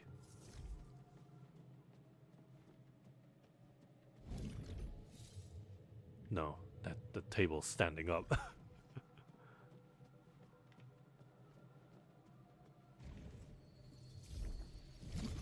There it is. Vault open. You did it, 47. I was afraid I was losing my mind. But now what? It's the manual. Time to get out of there. This place is messing with my head. If you don't go through the right mirrors, Diana starts to like freak out and even drop like F-bombs on you. Which I think the voice actress who plays as Diana doesn't have her character ever swear. With any luck, we can reestablish communication with Mr. M. But this is like the only. Good to have you back, Mr. M. What happened? I could see in This is the only time and the only excuse where they can drop F-bombs. Your dreamscape can explain that. Yeah, well, don't have time for that shit. Good work, by the way. Why, thank you.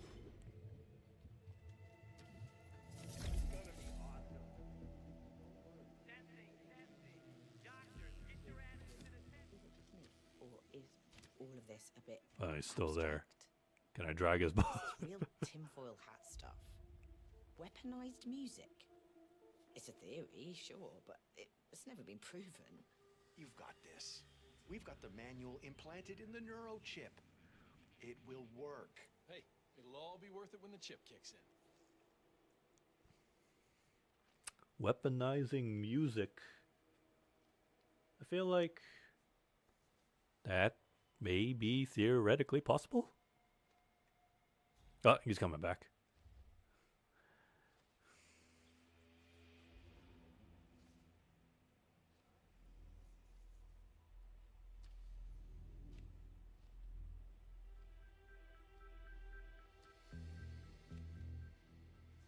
Okay, Baldy, you better have something good. High pitch. Weaponizing the shepherd tone. Continuous droning. Okay, what more? Then we inflict misophonia. First, I thought of a tap dripping. But maybe nails scraping a blackboard would be more desirable. Oh, that's good. You failures can leave. Don't let the door hit you in the ass on the way out. We better get started.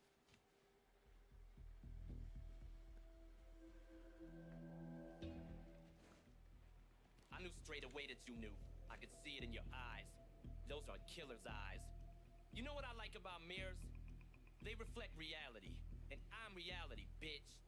I want people to face the fucking music and see the world as I do. Huh. That's weird. How are we gonna incorporate your plan? I wanna hear the world scream before dawn. I don't think so, bitch. The fuck? Marshall? Guess who's back, motherfucker? Do it, 40. Fuck. Don't fucking push me, bitch.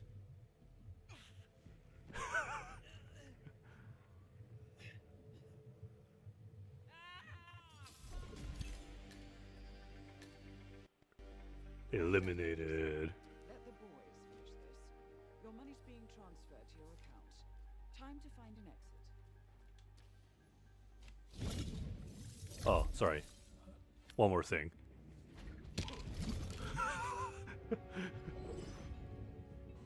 They'll never know who done it.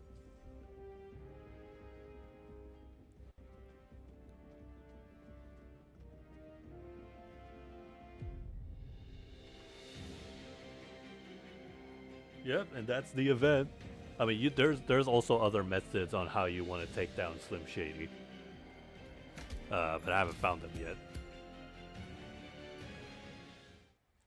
Meanwhile, Yo, it's me. I think I finally killed the motherfucker.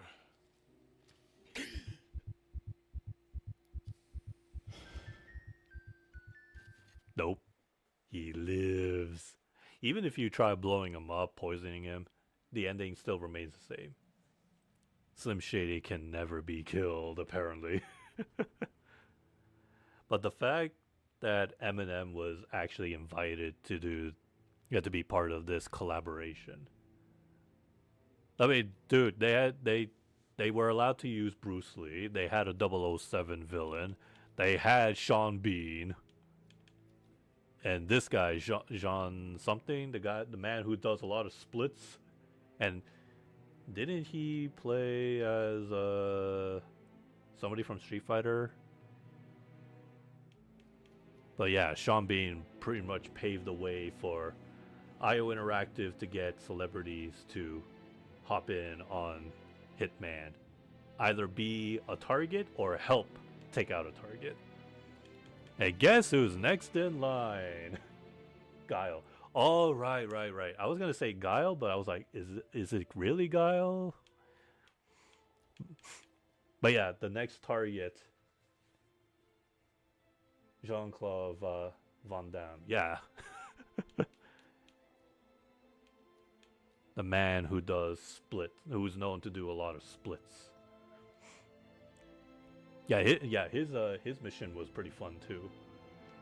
You had to like not only take him down, but like 12, 15 of his clones. And yeah, the next target for the next month, I think they're going for. It was already revealed in the Game Awards. The actress Mila, I don't know how to pronounce her name. The actress who played as Alice in all of the Resident Evil movies. Although I kind of wonder, is she the target? Or is she going to help us take out a target?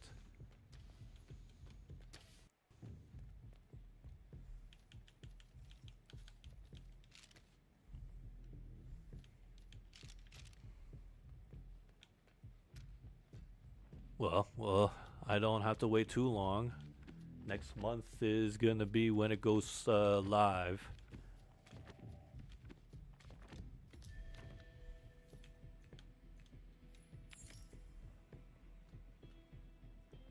Water canister.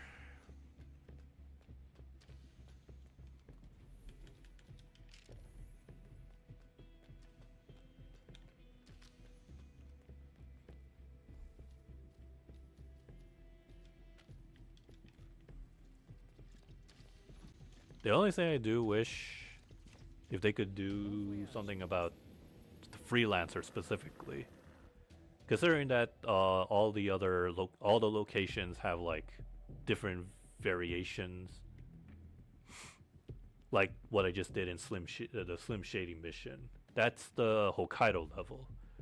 There's that variation. There's the original, and I think there was one that's running right now, the Christmas theme. Oh, and then there's actually one event where you had to contain a virus, and the virus spreads so quickly, which I think is a huge nod to the pandemic that we all experienced. Yeah, IO Interactive made a COVID well, yeah, that pandemic virus as a mission in the game.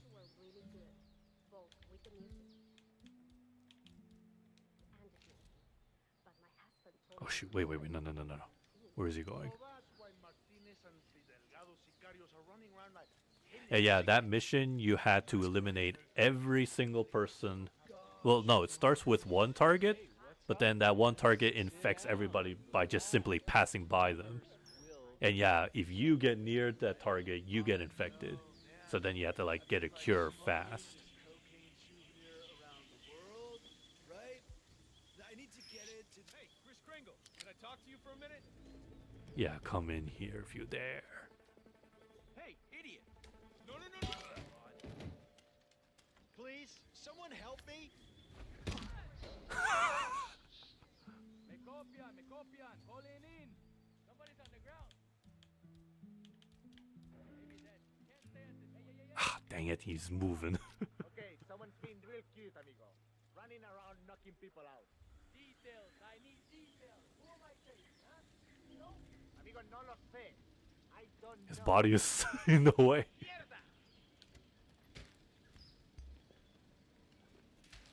I didn't do it. You didn't see anything. Sody pop. Sody pop. No, that's not gonna hit him.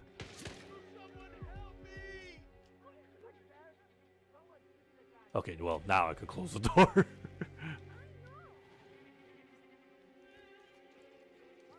It's okay, folks. Somebody just slipped their fingers pulling the trigger. That's all.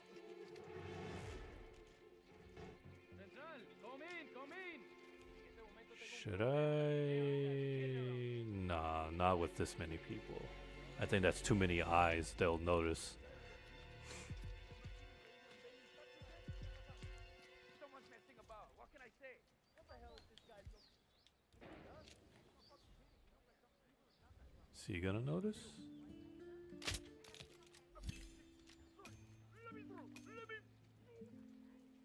Hey, jackass. Get out here now.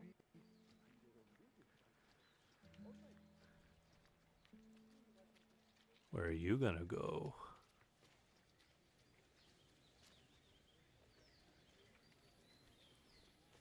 So with all the most of the characters in ZZZ getting reworked. Same thing with Genshin. I am hoping for what's her face, Corrin, to get a nice rework.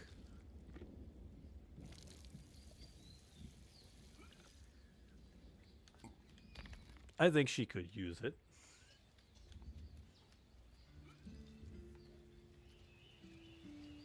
Actually, I don't. Actually, no, I should take the can with me in case. Who else? I think Nekomiya also needs a rework. She's a little too straightforward. But yeah, I think she could use a nice updated moveset.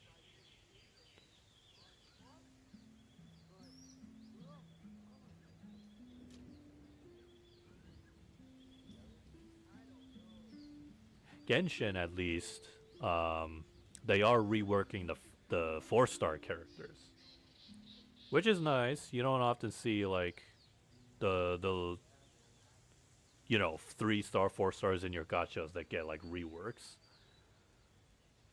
And yeah, it started with Mondstadt characters, and now they are going to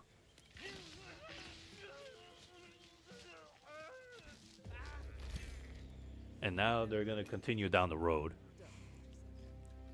Like, in fact, here's my prediction. So with the Lantern Rite happening,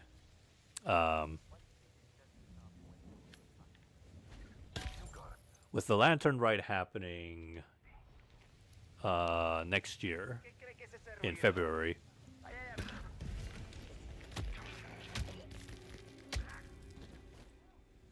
I predict that leeway characters, both 5 stars and 4 stars, are gonna get a buff adjustment, team up adjustments, just like with the Mondstadt characters. And then in the coming months, they'll do the same for every other characters in specific regions.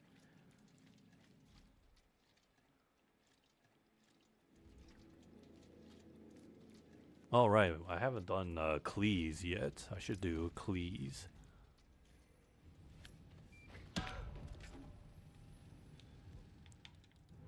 And chances are,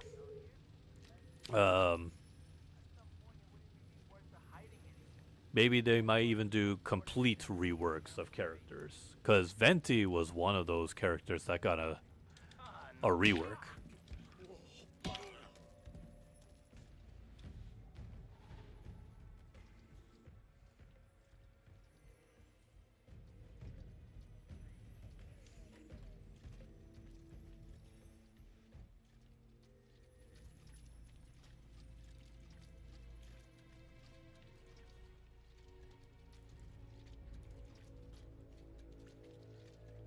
Looking good. Who are you again? Who am I? Who are you? Stop right now. No, I won't stop. You can't make me.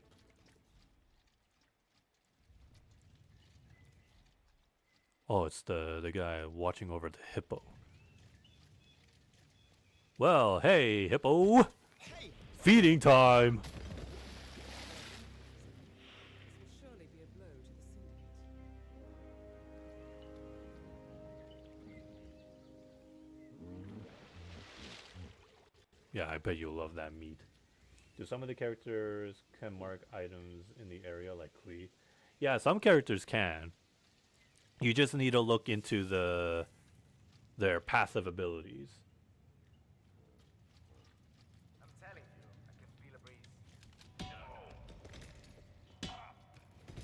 Some characters' passive abilities have that function where they can show you on the map, the mini map, region specific materials. Can you believe this guy? Talking to hippos. And then there's even some not that many characters. Like I think what's her name? Ningguang, for example. She's universal, as in like she can detect every single rock or iron, those materials nearby in your mini map. Oh shoot.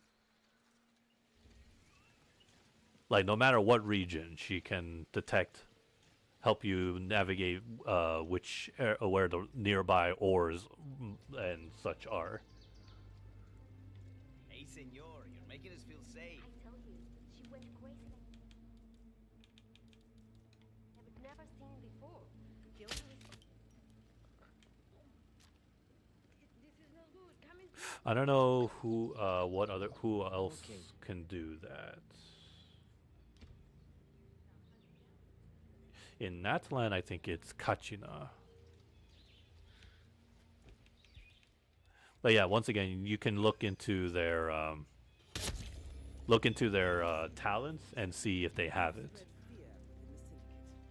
It's passive, so you don't need to level up a character to unlock it.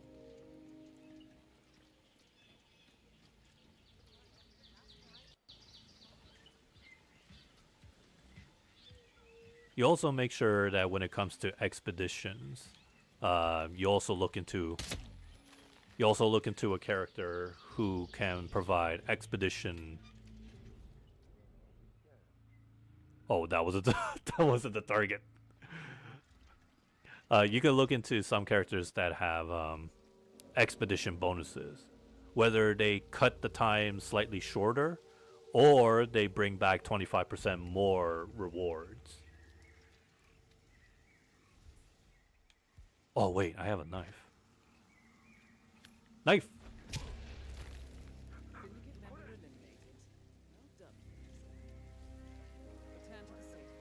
Like Bennett. Yeah, like Bennett. Yeah, Bennett is but speaking of which, yeah, that's like another thing, just similar to like characters who can help find specific materials based on the region. So yeah, Bennett would only have like expedition bonuses if he navigates in Mondstadt only. So again, that's like character / region specifics. So if you wanted to use Bennett's passive ability to get more rewards, or I forgot which one it is, double rewards or cut time short, then yeah, you have to make sure Bennett only does an expedition in Mondstadt.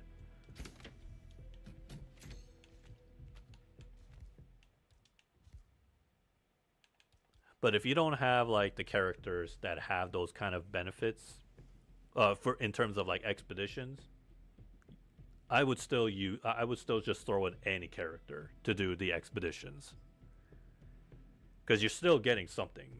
Plus, I think doing your expedition is kind of like part of your daily, if I'm not mistaken.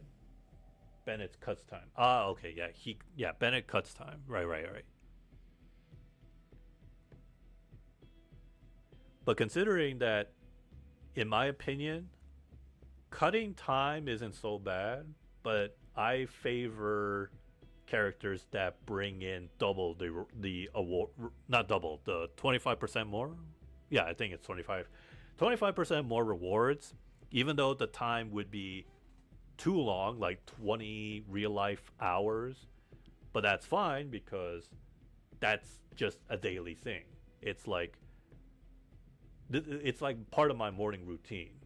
I assign a character to do an expedition in the morning, and then I come back tomorrow morning, the next day, like literally tomorrow, I'll see that the expedition is complete.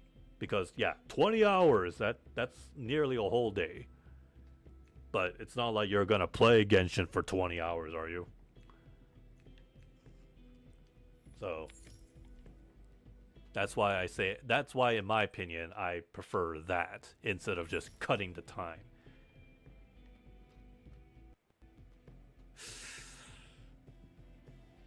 Okay. But whatever works for you. Plus, depending on how many, which characters you have, again, you have to work with what you have.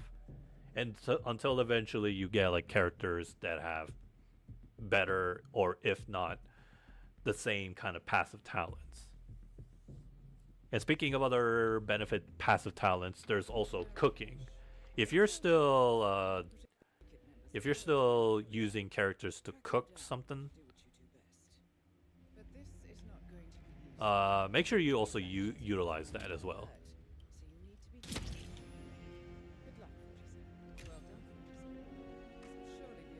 Hi.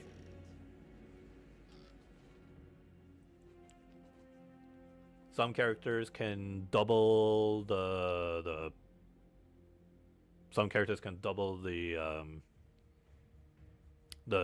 food. Some can give you an extra bonus of the food. And then there's Hu Tao, the only character who has the only exclusive passive talent for cooking, where she cooks a variation of her own, which it's simply dubbed as suspicious. Well, it's not something that you want to have because it actually lowers the bonus. So where normally if you do a perfect cooking, let's say, for example, this food gives you 25, 30% more attack for 300 seconds. Hu Tao's suspicious variation reduces that to 20%. It's just there for the gag because that's just her character. Are they still looking? Oh, okay. And then same thing with so aside of cooking, there's also alchemy. Like you go to the alchemist's table. Some characters like Sucrose has passive talents that could benefit when you're using the table. Some characters can double the synthesizing, and some characters can give you some refunds. So like when you like, oh, and same thing with weapon crafting.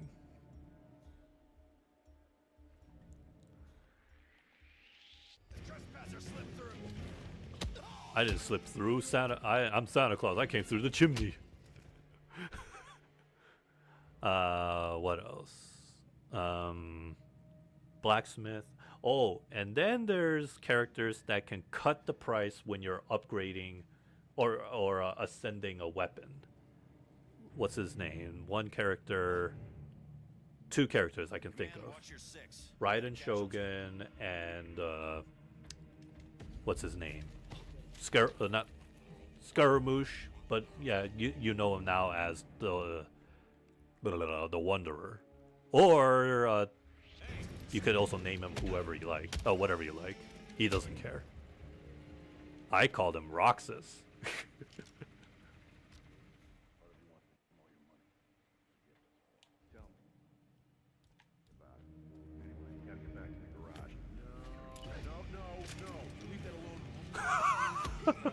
No, leave it alone.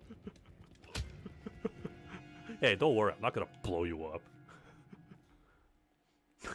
What kind of reaction is that? No, leave it alone.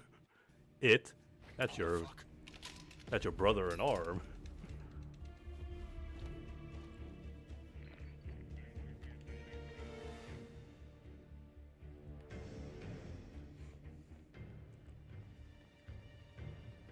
I think I might need another C4.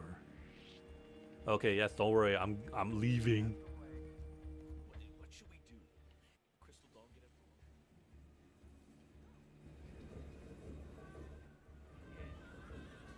up? Oh man, this is gonna be hard. I can't. Such a large crowd. How am I supposed to poison?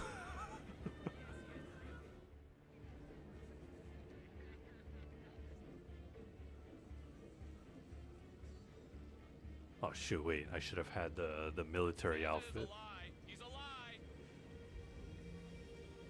Who's alive? Santa Claus? Yeah, of course Santa Claus is alive. He's real. I'm at the lobby checking out and I hear this big shot producer from GNN on the phone with an agency desperate to get a cameraman for an interview with Claus Hugo Strandberg. Strandberg, the banker.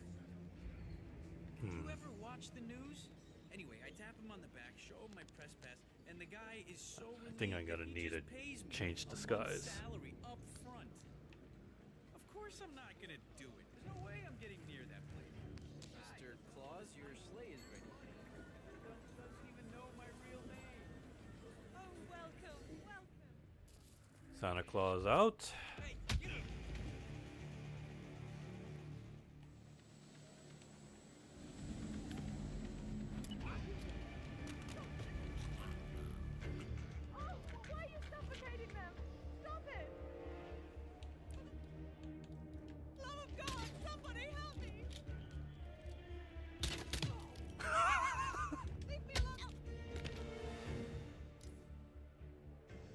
Uh-oh, somebody found the the other guy knocked out.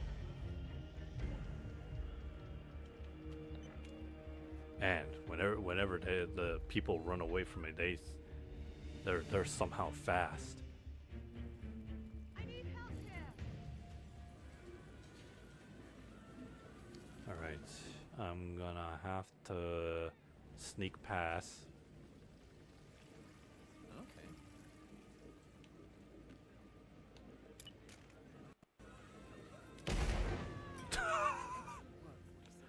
It's easier that way.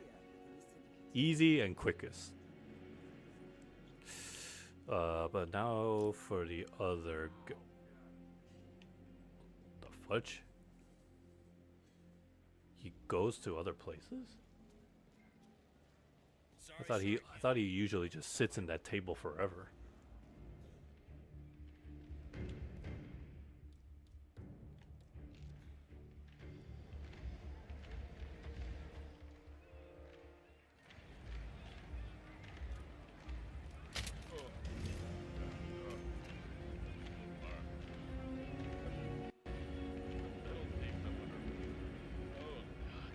Unfortunately, there's no toilet nearby, so it can't cause an accidental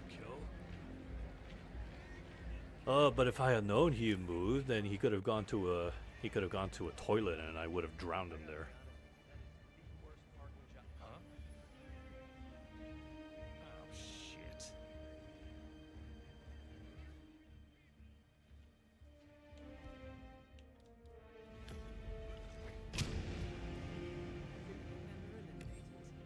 Alright, well, hey, job's done.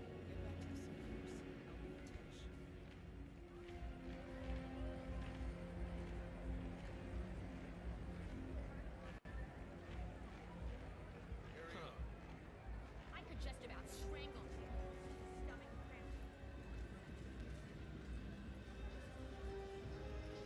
Right, I also gotta I also gonna do my best trying to keep in tabs with the Wonderland thing in Genshin.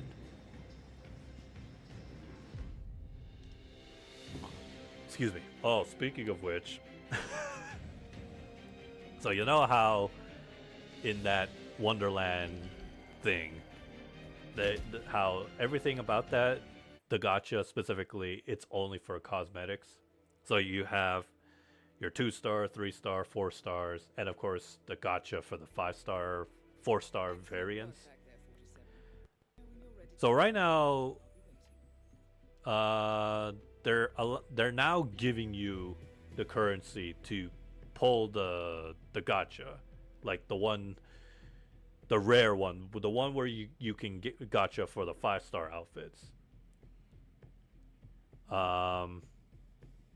So as soon as I got that currency through the free offering, which I had to just play two different multiplayer games per day. Yeah, as soon as I did that, I was like, okay, might as well try out the gacha, see what costumes I have. And I do like the 4-star variations. And as of now, the 5-star, it's that winter theme. And considering here, let me just say, I mean, okay, you know what? Not going to sugarcoat it. Yeah, on my first pull, I got the 5-star outfit. But here's the thing. Considering that they give that both the male and the female outfits are separate, that is like one thing to be more or less concerned about.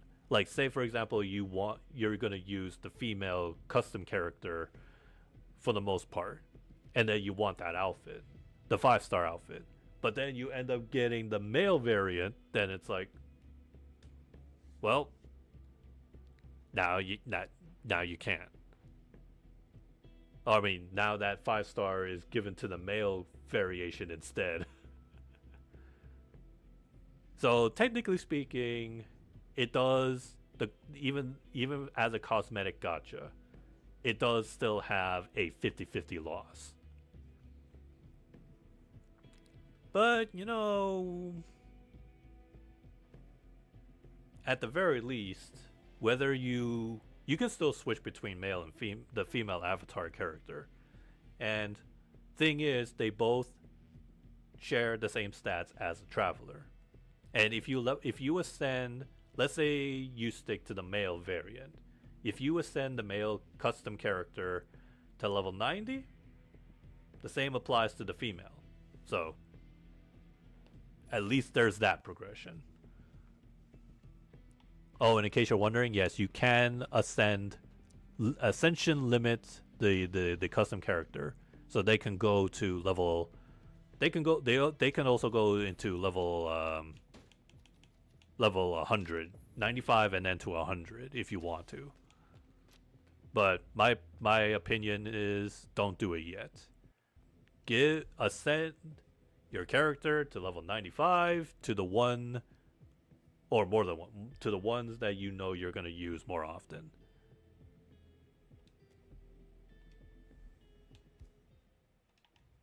At least that's my opinion. Unless you're a whale player, then I guess that's not even a problem for you now, is it? Although the only problem that whale players have to deal with, though, is asking for a rerun. Because when they want, let's say, who's the one character that doesn't, like Ganyu, if you want Ganyu to be at level 95 or 90 or 100, well, you better hope to Hoyoverse that they do a Ganyu rerun. Or better yet, a Eula rerun, since some of those characters don't even get a chance for a rerun. Which is why they built that thing, that weekly progress now. And now it all makes sense when I say it out loud like that.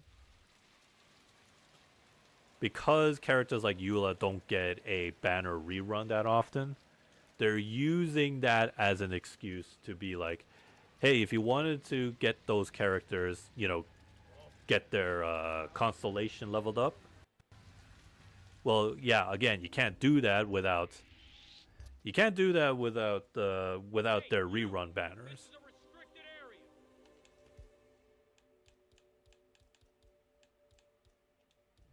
Oh no, you don't.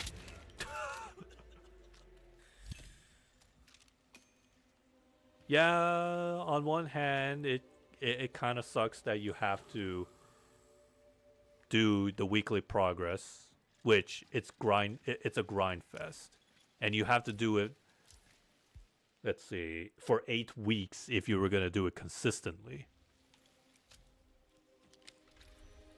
But on the other hand, trust me, I say that is a better way to get your 5-star characters to ascend, rather than spending your Primo Gems when a character like Eula gets a rerun. But on the other hand, I guess that doubles the effort. But you also have to remember the gacha does have 50-50 and pities. But once again, on the other hand, or back to the original hand, you're saving Primo Gems. You're doing daily / weekly progress. You claim the reward, and then on your 8th week, you get that Stella thingamajig to get the character's constellation. So again, just like Eula, a character that doesn't get that many reruns. It didn't make sense to me from the beginning. I just thought, oh, okay, so just the character gets more consolation, that's it. But now it makes sense. Now I get it. Because all the characters that you see on the list, where you can get their Stella Fortuna thing to get their consolation, those are the characters that don't get a chance to have their rerun. So I'd say, hey, that's a nice win, because technically speaking, that's free. Rather than spending Primo Gems and microtransactions. So it's like, say if Eula gets a rerun finally, then you could spend Primo Gems, and if you're out of Primo Gems, up to you if you want to spend money, but this event is just a free giveaway. Progression may be slow, but at the end of the day, you're doing it for free. And it's something that you're going to be doing anyways on a daily basis.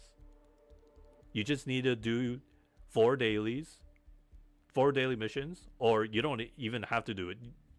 Like now you may have noticed they now cut it short like cut corners on doing dailies. You don't have to do them directly. You can just spend resins, and then it'll just still count as part of a daily. But you have to use event points. Event points are not hard to gain. You just progress through the story, do events, open up chests, and you get event points. And then use said points to just clear all your dailies. So doing 4 of your dailies is one task. The other is just spending 120 resins. And then there you go. That ticks marks the first day. And you have like 7 days a week to fill up at least 5 of them to be done 5 times in a row. Or not in a row. You don't have to do it consecutively. As long as you do it before the end of the week 5 times, then bit by bit, again, 1 week after another, you'll work your way to get the character Stella Fortuna. And again, for that Stella Fortuna, you're free to choose the character that needs that constellation. And yeah, at the end of the day, you're doing that for free. You're slowly building up, or in my case, I'm slowly building up Eula to get to C6. But I would rather choose that over a rerun and spending Primo Gems, because I would rather spend Primo Gems on newer characters on the way. And now it all makes sense, and yeah, and guess what? I just now realized that as I'm speaking. I didn't figure that out until just now. I mean, I didn't put any thought into it, why that event even exists. I thought it was a one-time thing, and then as soon as I got Eula C1, and then yeah, no, they did it again. It's an ongoing thing. You just have to wait. Unfortunately, yeah, when you get that Stella Fortuna done, you have to wait a total. Actually, no. As soon as the event begins, you have to wait like 90 days. So that's like every quarter, almost, right? Wait, 90 days. 90 days is 3 months. So yeah, every quarter. So technically speaking, if you were to get a character, let's say, in my case, let's say Eula to get more constellation, that means she would get to be at C4 in 1 year. Again, it sounds grindy, but I personally would take that. Heck, if I want other characters to be at C1 at least, yeah, that's an option for me I can do. In fact, I'm already working my way to get Hu Tao C1. But I could, at any point, yes, you can change the characters halfway there if you want to, like, you know, change your mind. Either way, or in any case, that's a good deal if you ask me. I know some other folks would say, "Oh, but it's too long, too slow." Well, don't be that kind of person. In fact, nah, I'm grateful that Hoyoverse did this. It did that.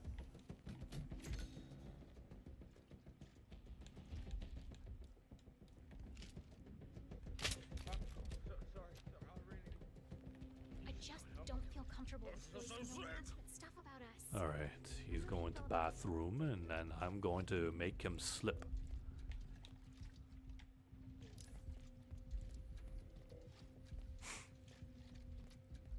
Huh.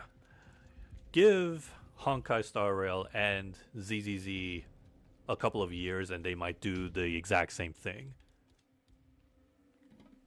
Because when there's too many 5 stars, too many S rank characters, well, that's when that is actually no, Honkai Star Rail is already kind of doing that, but in a different method. They have too many S rank characters, so they're now trying to do like an easy way to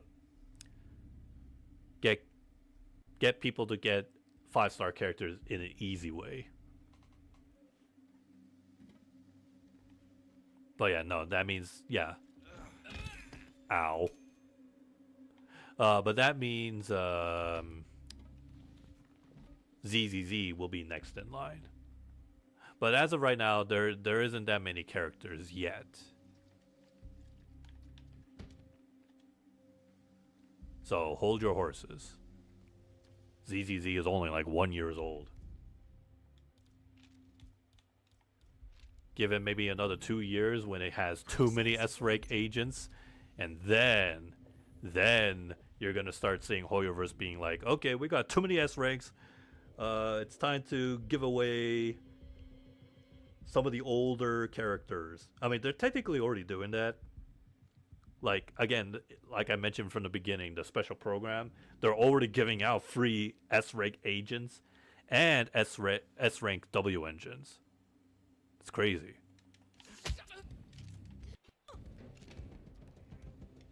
Uh-oh. Why is that open? Oh. Anybody there? How did you hear that?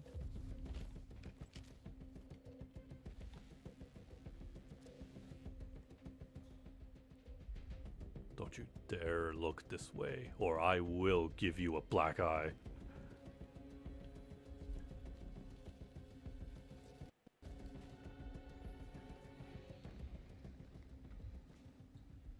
Okay, I need a collateral firearm.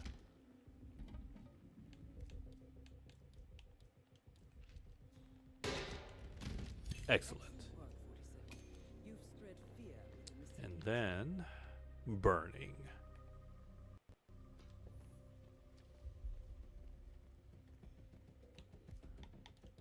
Oh shoot. The Mademoiselle is passing by. She knows every employee in this town.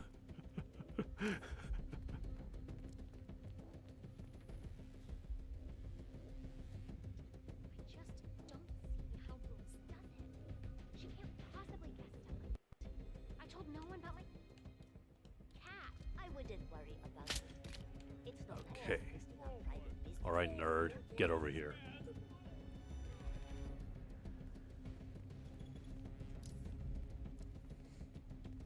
Oh, there's so much I want to talk about Metro Prime 4, but I can't say. Not yet.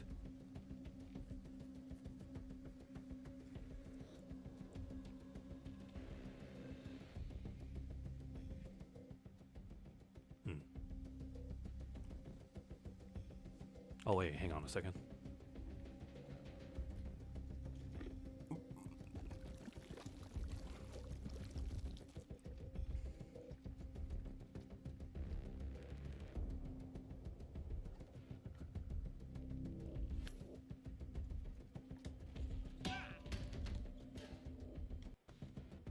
Is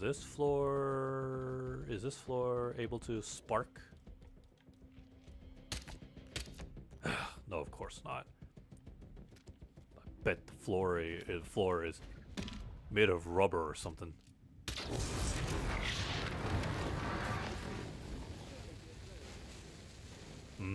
Toasty.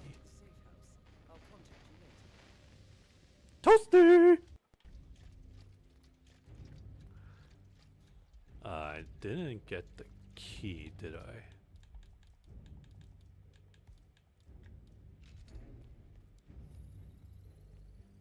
Security protocol overruled. Access granted. There it is. Oh wait, shoot, I can't use this while holding the thing, can I? No. Alright, then I have to take a different exit.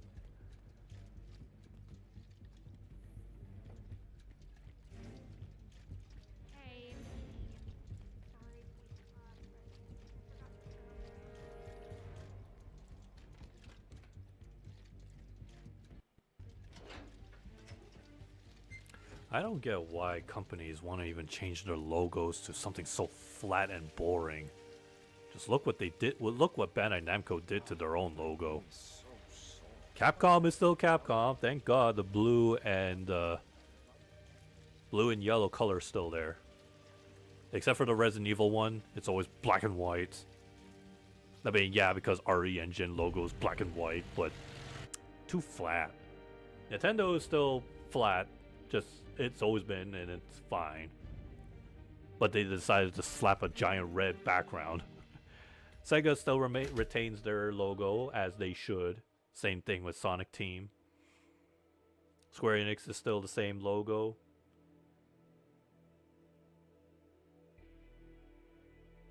But yeah, well, aside of video games, even other well-known brands like Pepsi decided to like flatten their logos.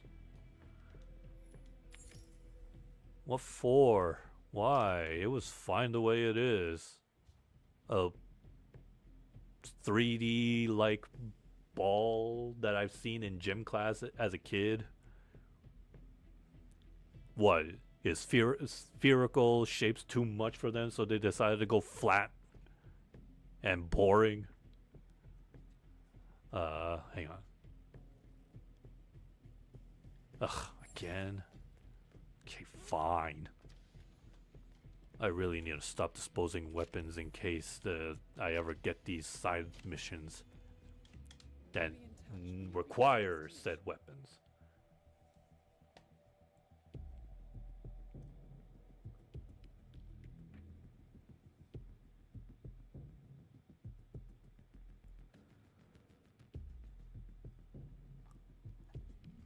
Welcome to Paris. We have intel that the Syndicate is active in the area. You know what to do, 47. All right. Is that somebody on the 3rd floor? Shucks. Oh, and somebody in the garden. Sir, enjoy the show.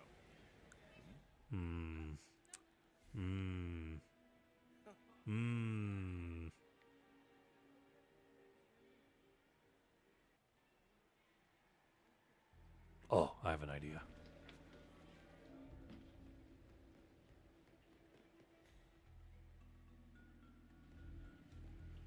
Hairdresser?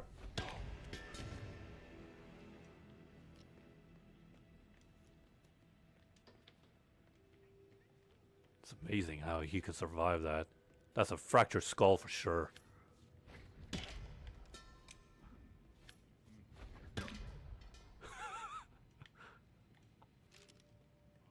Or as Scout says it in Team Fortress 2. Oh, that's a skull fracture for sure.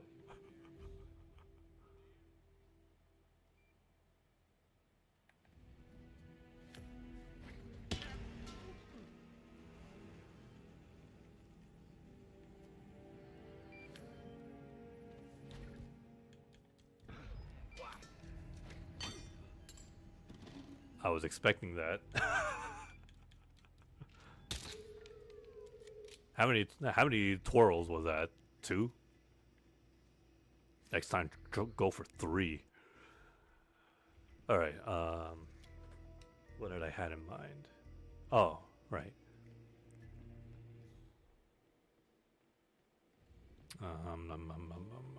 I need in case I might need the key, and then here it is, rat poison.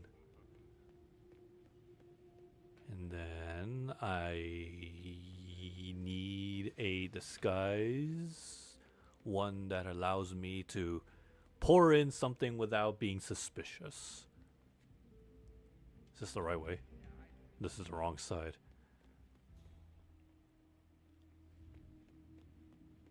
Sir, I need your clothes.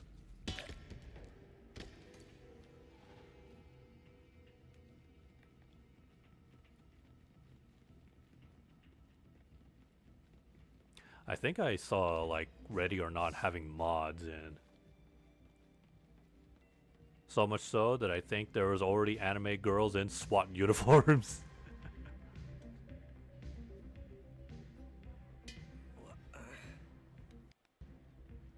And some folks tend to forget.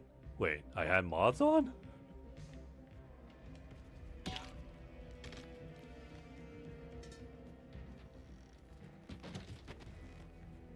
He's sleeping with his eyes open.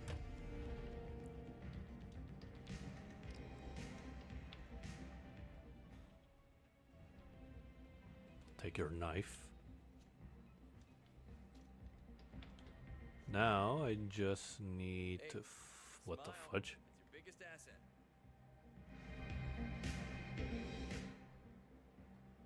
Wait. I thought. Never mind. Okay, change of plan. I thought the target was somebody who was hanging out by the bar, so I could poison his drink.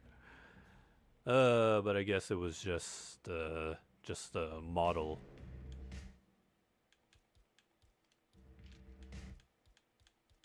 But I guess in a way that makes it easier. But it's gonna be hard to land the shot as he's like gonna walk past. Had I known that he was gonna be waiting in line, or had I known that the target was the modeler, then I should have waited here.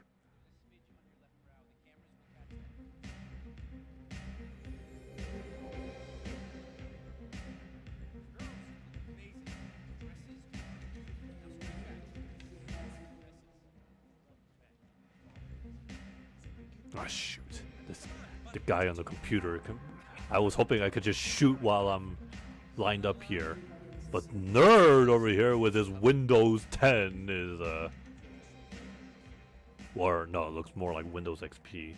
He's gonna spot me if I shoot.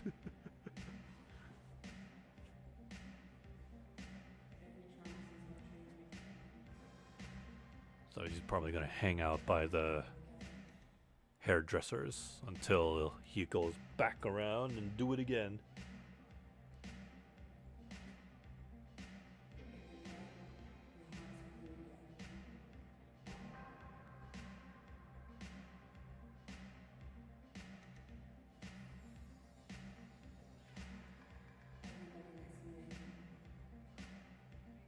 Alright, where is he?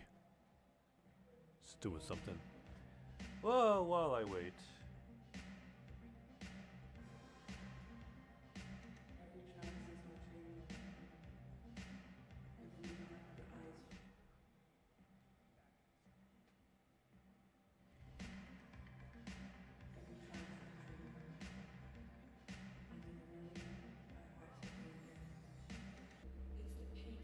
Oh, okay, he's making his move.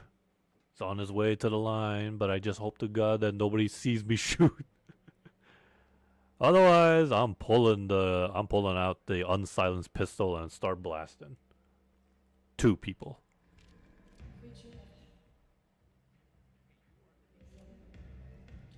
Is he gonna stop? Imagine if I shot the lady instead. Well, if I did, I'd still probably... I'd probably unload.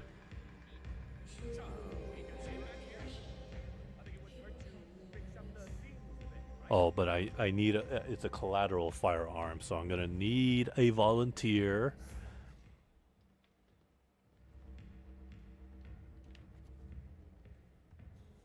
Oh, wait, I have an idea. Wait. Wait, stop! Curious. Strange. Excuse me, I believe that's... Excuse me, you left something behind.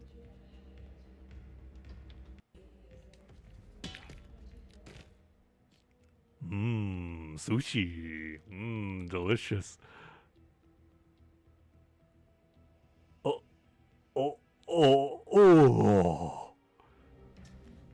That's what happens when you eat too much raw fish, sir. And I can tell you from experience, yeah, I can't have too much sashimi. Other kinds of sushis I don't mind, but sashimi, after two pieces, oh, it starts to kick in.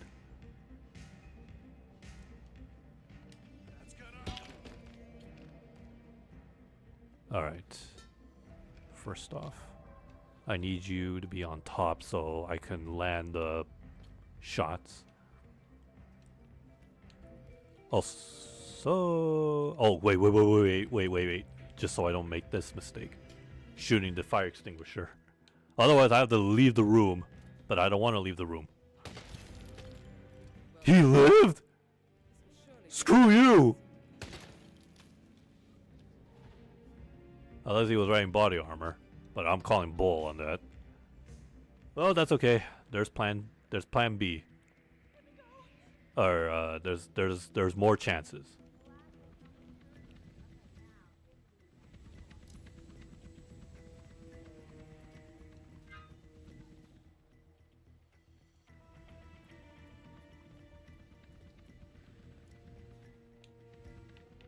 Good, I still have the wrench.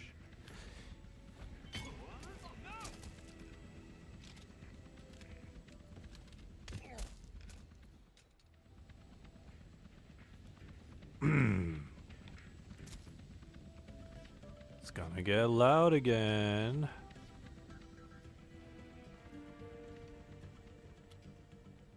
This should still, at a right angle, this should still work. Yeah, you guys better investigate right now. Wait. You guys didn't hear that? We're in the open.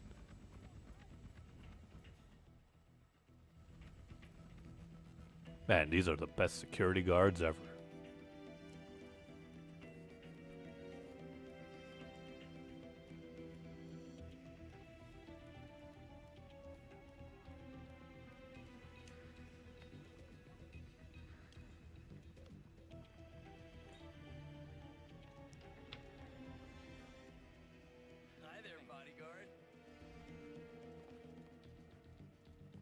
Now, as for this guy, let's see if I can land a drowning kill.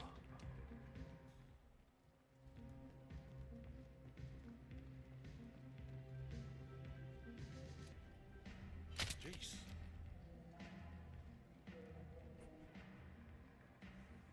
It's amazing how games like Left 4 Dead and Team Fortress 2 are still being played to this day. Oh shoot. Especially Team Fortress 2. You'd think a multiplayer game that came out in 2007 would have been stopped being played. Especially when you have Overwatch, but Overwatch is... it's fine. It's just that it's, you know, covered by a nasty aura that is Blizzard. Marvel Rivals, sure, but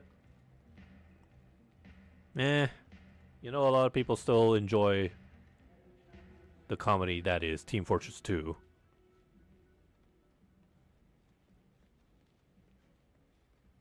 But at this point, with the Team Fortress 2 comic ended like a while back, now there's nothing of value of the game.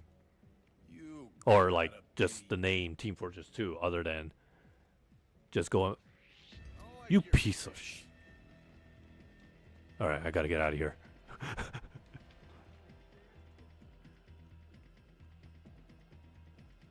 Leave me alone. No, I'm not here.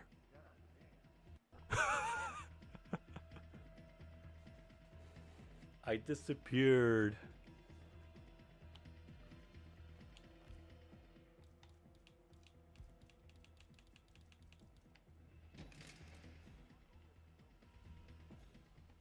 Okay.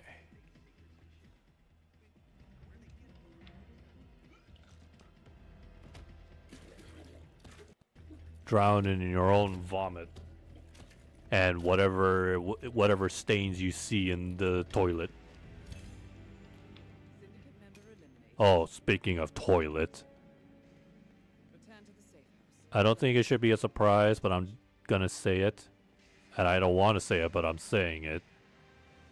Because in case anybody didn't see it, if you ever go to a GameStop, or I guess any comic book nerd store, but specifically GameStop, there is an official, or at least I think it might be official, Skibidi Toilet product. Looking good, man.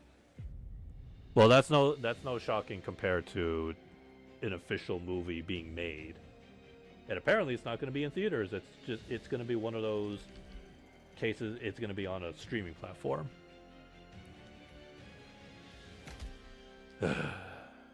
I wonder how they even got the rights, because technically speaking, Skibidi Toilet does not have the rights and ownership of Valve's assets. Like the character model specifically. I just don't get the appeal. I saw a couple of episodes and clips of the web series, and I don't get the appeal.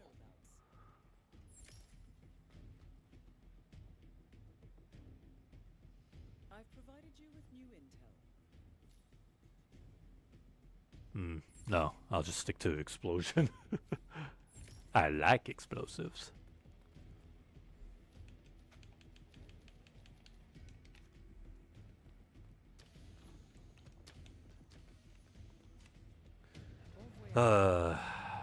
Kids these days. First they don't know how to spell, then they start fidgeting with fidget spinners, when you could just simply fidget with your own pencil. Why do you need a spinner? And then taking advice from TikTok, which is the last thing you ever want to... No, it's a thing that you should never do. I mean, has people forgotten about the Tide Pod challenge? It was the stupidest idea that even the official Tide Pod YouTube channel had to make a video to tell stupid people how to use a Tide Pod. And some people got hospitalized for doing the so-called challenge. It's not even a challenge. More like, if anything, it's more like a challenge of how what's your level of stupidity is. And has a tattoo.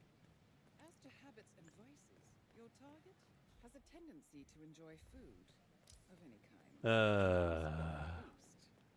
And then you have a bunch of folks in LA. Man.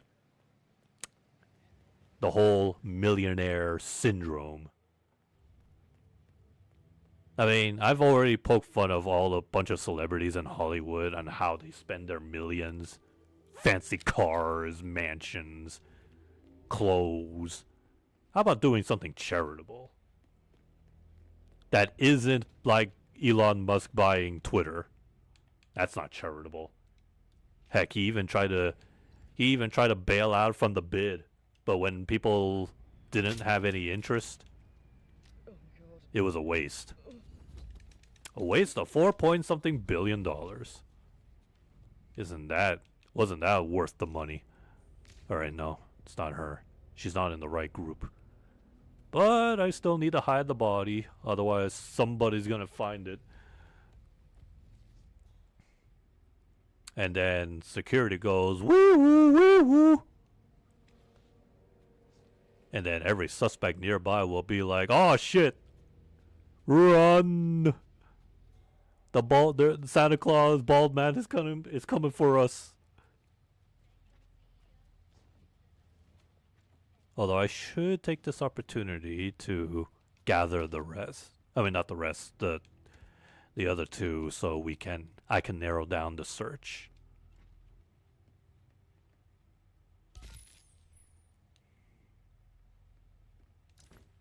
Alright, not you. My suspect is what? What description? Hat and bald. I don't care about the other two. It's the outside appearance, the one that sticks out, that makes it easy for me to narrow down. And then as soon as I knock them down, or poison them, whichever one comes first, then it's easy to detect, to find out who it is. Which is a big exploit to this game's freelancer mode. But boy, if I've seen like people speedrun this, they actually just sound the alarm so that all the suspects could run towards the nearest exit. Or at least when the moment is right, they would alarm, and then the actual suspect is more or less detected based on the distance, how close or far they are from the exit. That, or you could just start blasting. Like if 3-4 suspects are all together, you could just shoot all of them and hope that one of them is the suspect, the actual target. Speed running. Like is it really speed running in a game where the time is not always consistent? I mean, just look at Hades 1 and 2. Any roguelike game, there is no such thing as speed running in those games. Because you'll never know what kind of upgrades you'll get. Maybe luck could be in your favor. But at the end of the day, the time is always inconsistent. It's not like a linear game like Ocarina of Time, or Super Mario Brothers, you know.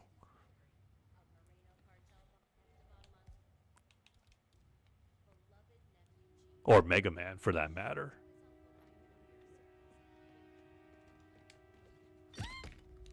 Although with Mega Man's case, I feel like it's also inconsistent. Because of the way how the bosses behave. Sometimes you'll have bosses that will be straightforward, simple to deal with. Like Mega Man 3, for example. My gosh, I hate the Doc bots. They have very unscripted moments. Yeah, sorry, dude. You're going to have to wait your turn. Hey, it's not their fault. It's the bubble. He kept us waiting for a bubble?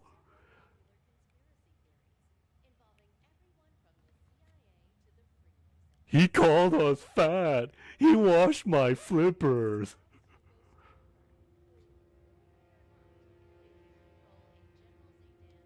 Where's the other guy? Oh, there he is. I just need him out of the picture as well. Oh, but, hang on. I can't be seen. Santa cannot be seen.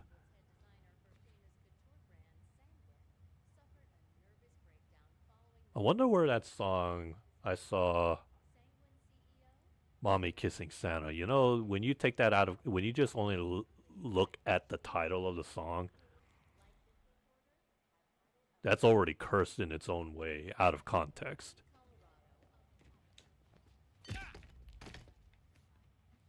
In fact, some other Christmas songs I do question about the lyrics and the meaning of it. Like, what's that other one that I was just thinking of?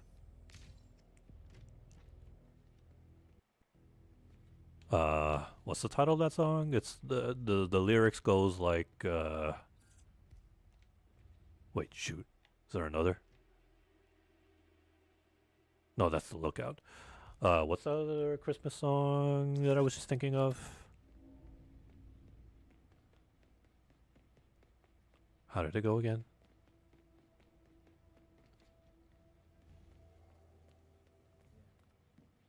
Oh, when I was thinking about it, and it just slips out of my head again.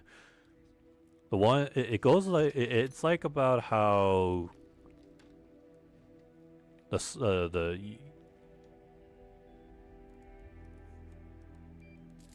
oh wait, it's coming back to me.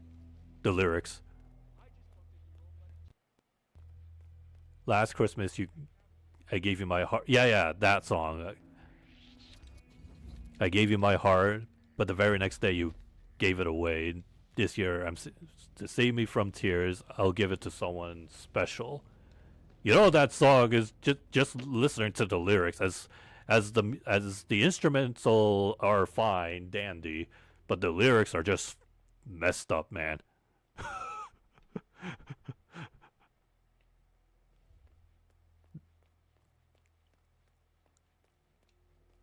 That's a love song, but gone wrong. Think about it. Last Christmas, I gave you my heart, but the very next day, you gave it away, which is another word of saying, hey, I got you this Christmas gift, but what? The next day, you just threw it out? Well, okay, fine. Next year, you're on my naughty list. I'm going to give it to somebody who really cares. Why is it a Christmas? I mean, it's a Christmas song because it's Christmas themed, but it doesn't sound very jolly. As much as, well, actually, it's not as jolly as that other Christmas song that I questioned. Grandma got run over by a reindeer. How is that joyful? Who made up who came up with these songs? Who? All right. Maybe you. Let's see. Oh shoot, she has a bodyguard. At least you're not wearing Crocs.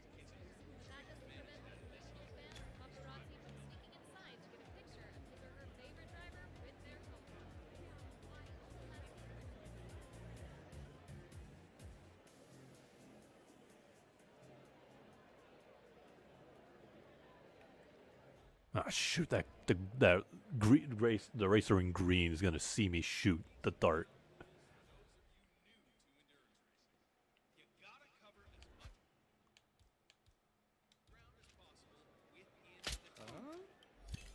Oh, there we go. Yep, she's the target. Wait. Should I try? I should try. Hold on. Where is it? Oh, wait, no. I don't have silence pill. Right now, it's explosive. Explosive. Right. Never mind. I thought I had my unsilenced gun. Wait. Wait.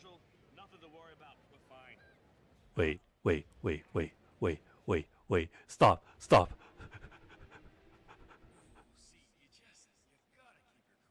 What do I do?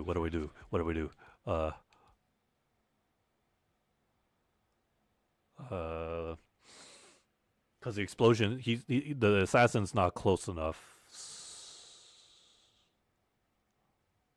And I know this is gonna make some noise, so I'm gonna... Well, not as much as the next noise that's about to happen. Screw it.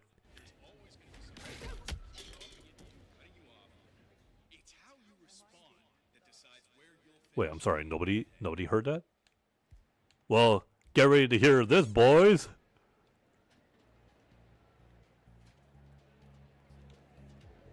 Oh, wait. I'm just a race marshal, nothing to worry about. Alright.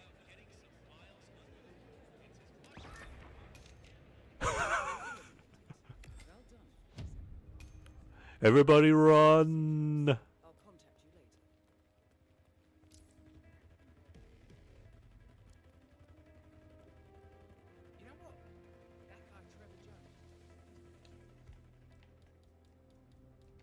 Alright.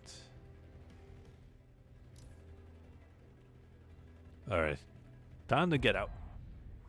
Yay! Sometimes you'll have Miami sessions as long as that, and some other ones that are just quick.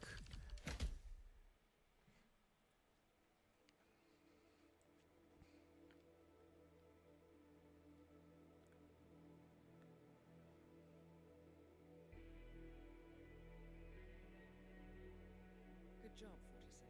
You eliminated the Syndicate. But this is only the tip of the iceberg. All right. I'm down to the final phase, the last 6 stage. Last 6 stages. And then after that, I'll call it a day. Call it a night. And since tomorrow's Sunday, nah. Not gonna stream. Plus I'm busy actually tomorrow. Ooh, a lot of Miamis. But which one has... Oh, this one. It has Hokkaido. But Hokkaido's on high alert. Uh-oh. I'll be packing some motivational weapon.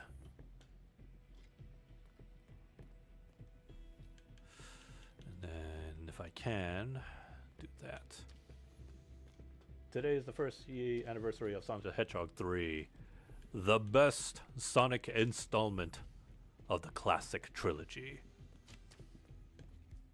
The one that had to be half-baked, and the one that had Michael Jackson music at first, but then they had to change that in Sonic & Knuckles. But nonetheless, the best Sonic game. I mean, but if you ask me, I still prefer 2. It's just that if I want a lengthy Sonic experience, then yeah, I would play 3. Or one that has character replayability. Then it would be Sonic 3. Oh, movie? Oh. I mean, hey, I still stand by my point. The game itself is great. Movie, superb, and I'm looking forward to the next next sequel. But yeah, absolutely loved it.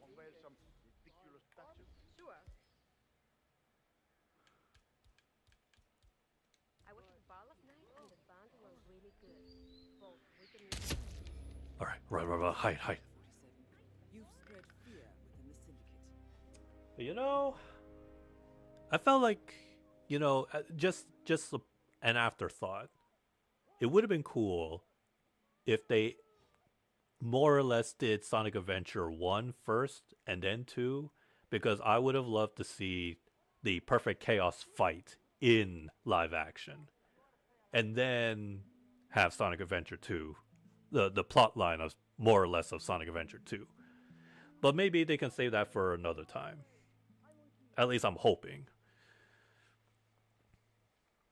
Seeing an alternative adaptation of Gerald Robotnik being, at first being goofy, but then he takes a dark, serious tone because of how he's really, that enraged, wanting revenge against everybody on Earth. But the way how he died, I'm sorry. I mean, I know it's still Jim Carrey's character, but I feel like Gerald should have gotten a proper justice. Rather than getting zapped in the ass and then just like a fly getting zapped by those light traps. Like, really? That's how you're gonna kill off Gerald Robotnik? I mean, even beforehand, where he goes on a one-on-one fight with Eggman, like, really, a butt slap, spanking. Again, Jim Carrey, he just does whatever he wants, and I don't mind that. But once again, you know, it's like a double-edged sword. I don't mind it, but I feel like they could have made it a little more serious, a little. But in any case, but seriously, Gerald Robotnik's death, really? Like, that's how you're going to send him off? I think it would have been better just like how they did it in the game. Off-screen gun execution, I guess. That's what happened. Firing squad, I think that's what they call it.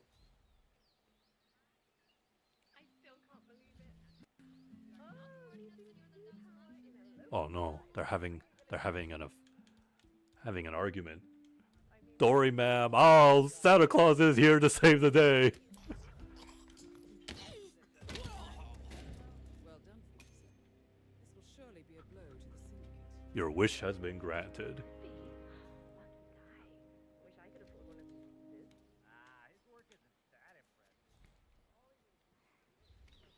What else was there? Oh yeah, the scene where they're in that gravity that room where the security trap gives them like zero gravity. And oh yeah, and before that was what was it? Eggman and Gerald having a father and son moment of dancing while managing to deflect the lasers.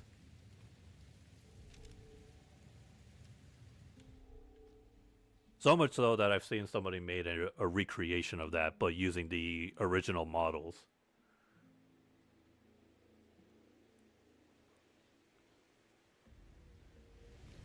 Shadow with a gun. Sure, they brought that back, but it was not a real gun. It was just a simple pew-pew laser. Electrical gun? Taser gun?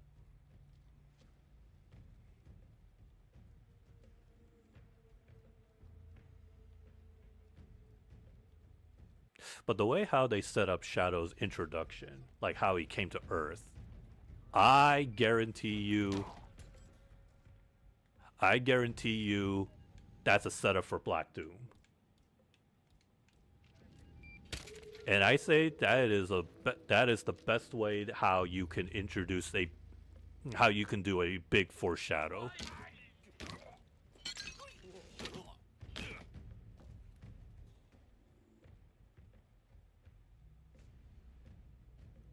So I guess it should be fair to expect a Shadow the Hedgehog movie, right? I mean, hey, we got Knuckles as a spin-off. So I say, you know, Shadow the Hedgehog, where we explore more of his origin, and then introducing Black Doom. Yeah, it's a plot already set up. I just hope that Paramount and Sega are gonna commit going that far, if they're already gonna set it up like that. And then the post-credit. We're really skipping a lot of things, but funny way of how you would just get, you would introduce Metal Sonic that way. I feel like Sonic wasn't really completely phased out. He just looked unfazed. Unlike how the Sonic OVA handled that, like, come on, how can you not be phased by a Sonic robot replica?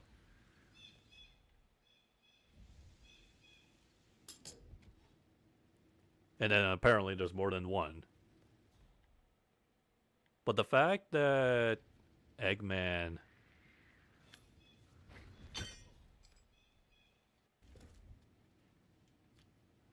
Or there's... Obviously we can pretty much predict that Eggman is not dead. No way. Of course not.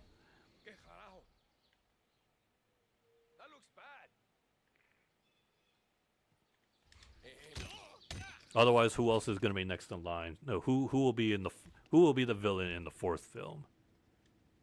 Maybe instead of Eggman, maybe a Sonic character. Like, by that I mean like somebody of like another rival, like Sonic's level of rivalry, like who, like an example, like Jet the Hawk, like, or Silver, like another anthropomorphic character. I can't pronounce that word. Did you hear Javier stole the love letter Hector Delgado wrote for Martinez? You gotta be kidding me. Son of a bitch. Anyone copy? Oh no. You didn't see anything.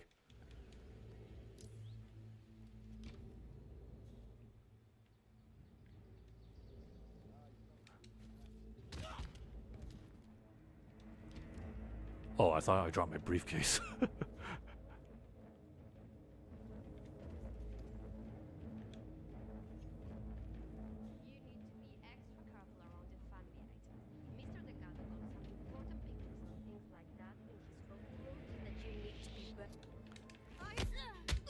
Sorry, ma'am.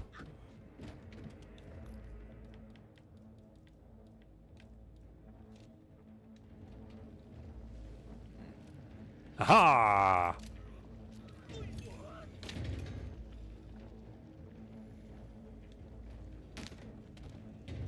Ooh, carrots.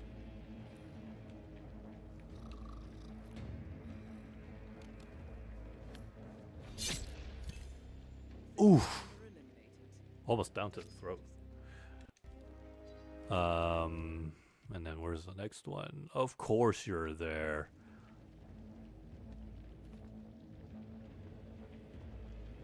I guess this disguise will do.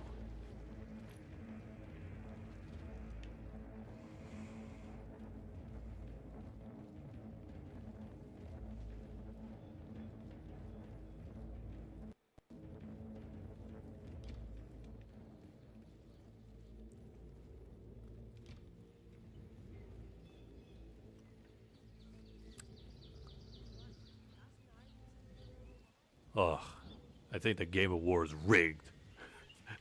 Best film adaptation should have really gone to Sonic 3. If anything, I'd say I wouldn't mind if the Minecraft movie got it. I would take that over The Last of Us. Easily.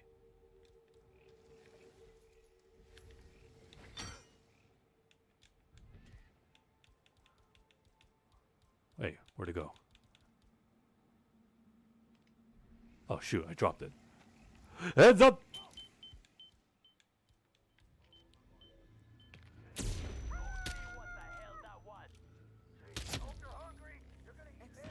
I didn't do it! You saw nothing! Keep shooting! Your AKs mean nothing on this titanium helicopter that you built.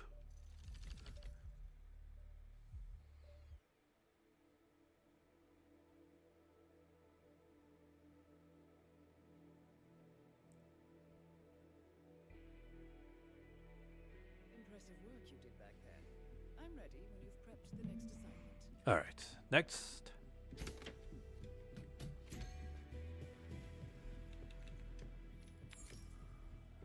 No witnesses. Oh, well, I'm game for that. I'll shoot everybody. Well, maybe. Maybe not. I mean, it depends. Yeah, no, I think I'm packed.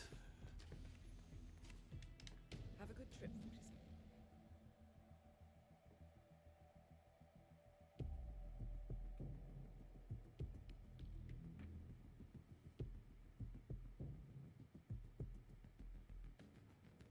Welcome to Hokkaido.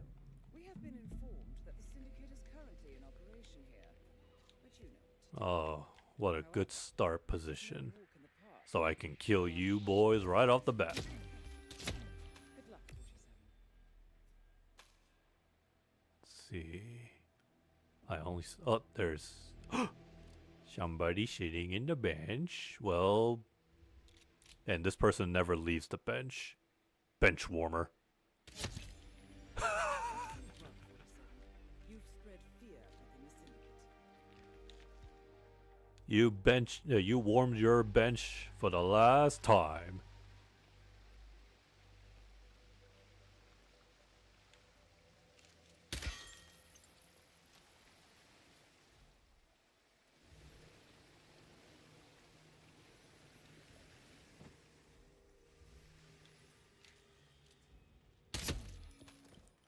Apparently, when the Deadpool reveal showed up during the Game Awards, people thought it was a Deadpool game.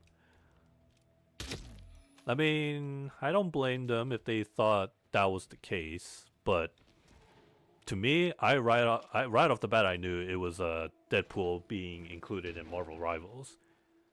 Nothing crossed my mind as I was as the trailer was still going. Nothing in my mind crossed me as, oh, it's a Deadpool game. I mean, yeah. I don't know where people got that thought from. Ooh. Ooh. Wait a minute.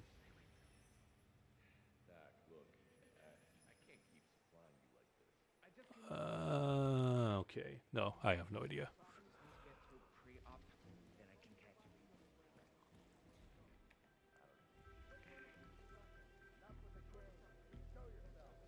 Hee. Well done, 47. This will surely be a blow to the Syndicate. Only one at a time, okay? They're pretty potent.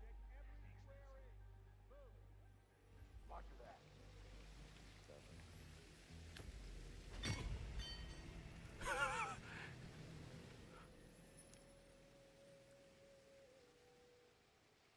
Okay. Oh shoot, you're gonna go down? Well, I'll show you how to go down properly.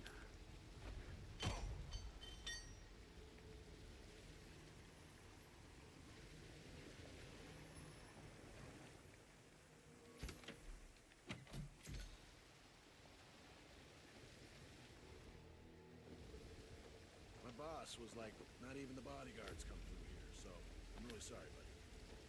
You can just go back the same way you came in. Come on. Put down the drum. Sir, are you not aware? Please don't.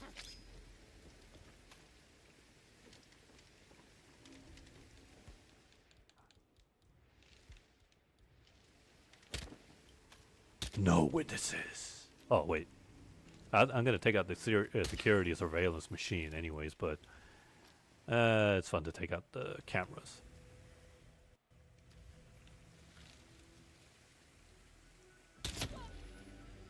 Syndicate member eliminated. Well done.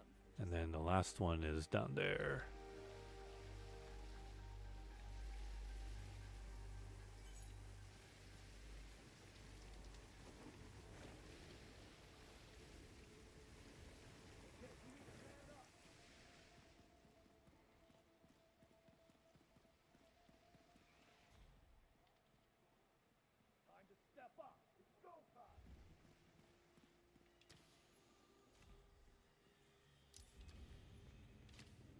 Who is that target? Where is he?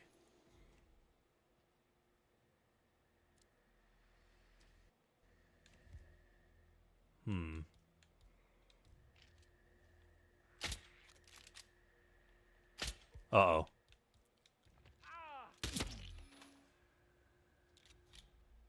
Son of a bitch! Son of a bitch.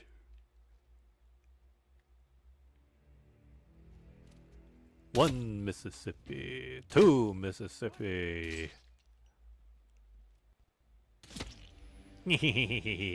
Uh-oh. Oh, you could have just walked away. Mind your own business.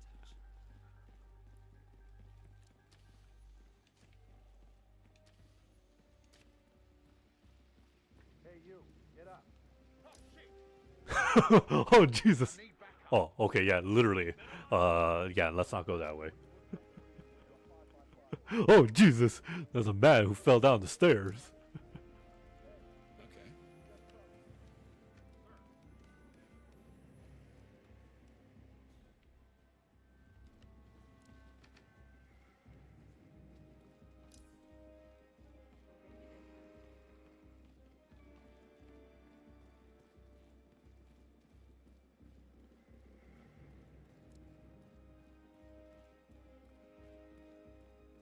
All right.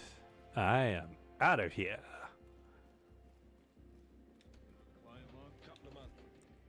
Oh, shoot. If I go to the... Oh, well. Yeah. If I run past him, he's going to find out. So, unfortunately, no witnesses.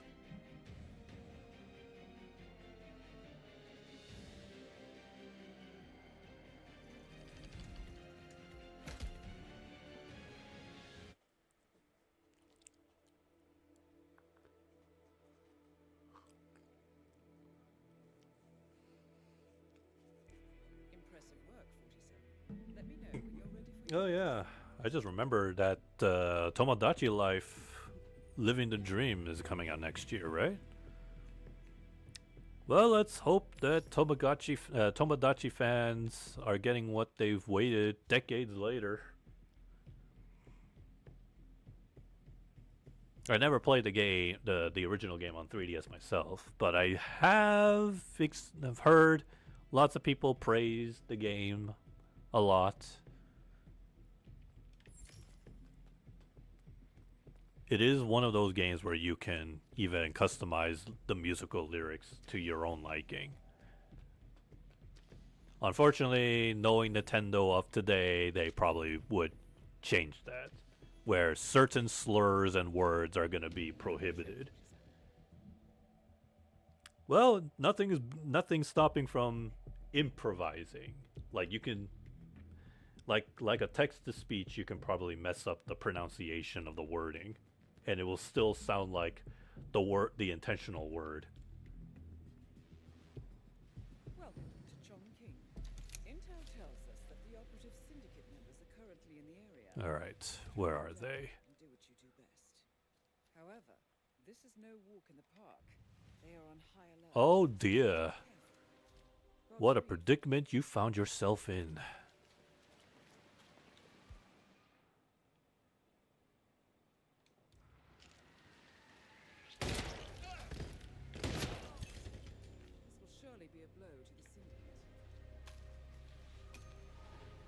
Did the lady fall? Her body flew off.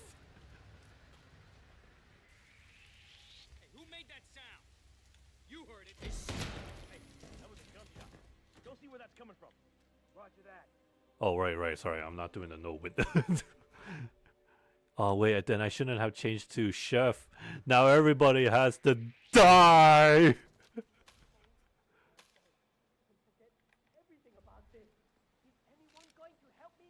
Well, if I have to change this guy's in a desperate situation, then I'm gonna have to do that.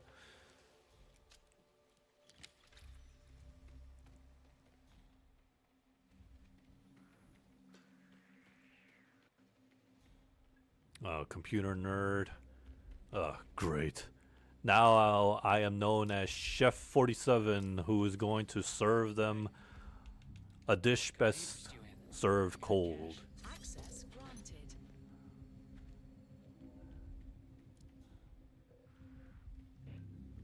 That VIP visit today? My first zero protocol clearance.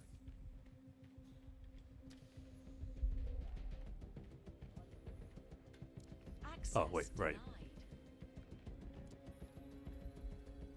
Security protocol. So what's the full body scan reveals potential to vary.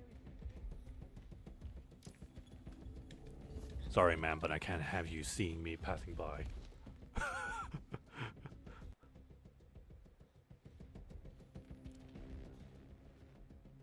And you need to get out of here. Why are you doing this?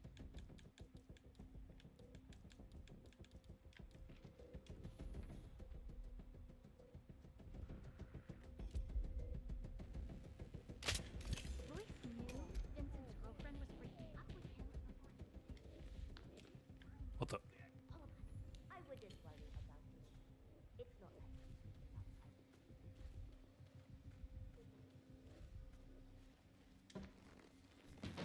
Alright, then I go to the restroom because at least that place I'm not trespassing.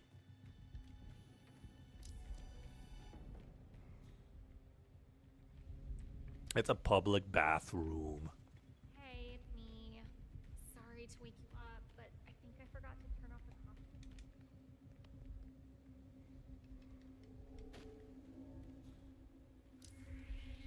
What? It's a bathroom!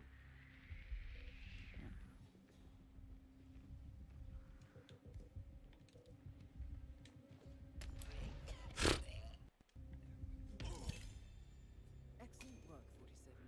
You've spread fear within the Syndicate. No sign of possible suspect. Everything is secure.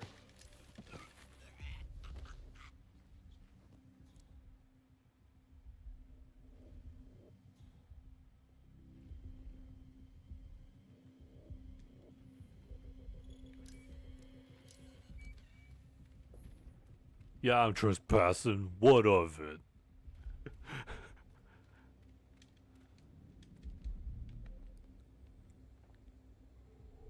Who built this facility and why did they even make an empty space there?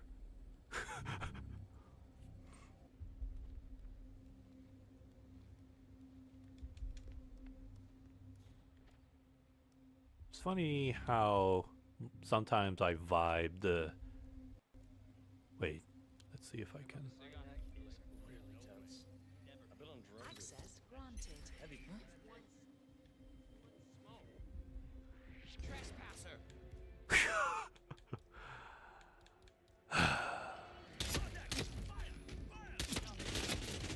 You could have just mind your own business.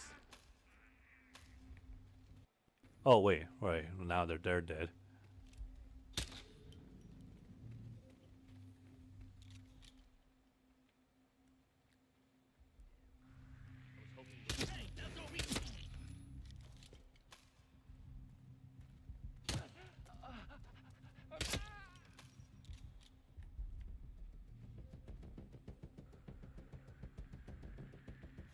Oh, hello.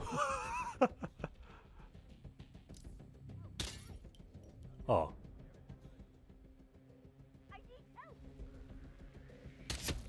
Let me help you then.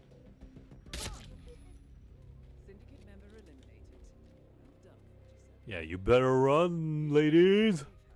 I'll contact you later.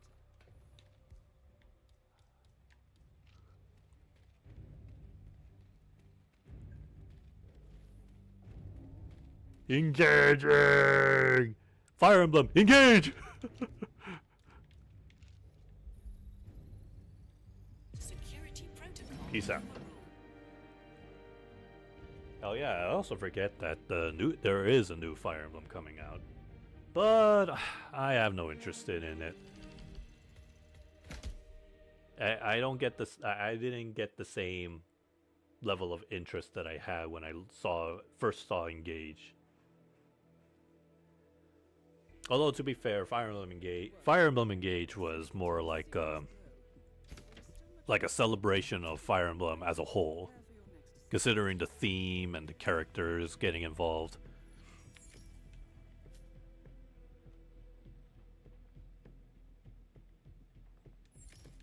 If anything, I would rather wait for a new Fire Emblem Warriors instead.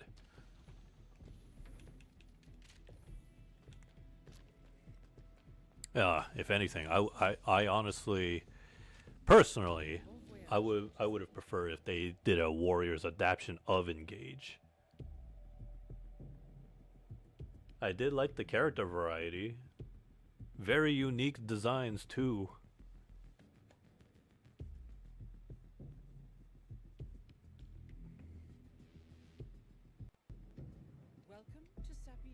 But alas, I guess only 3 houses was big enough to get a Warriors adaptation.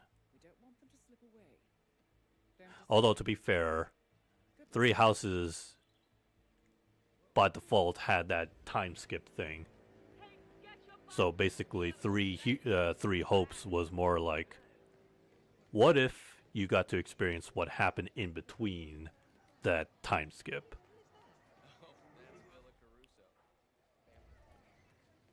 But to make it, I guess, non-canon-ish, they had to throw in that character, Shez.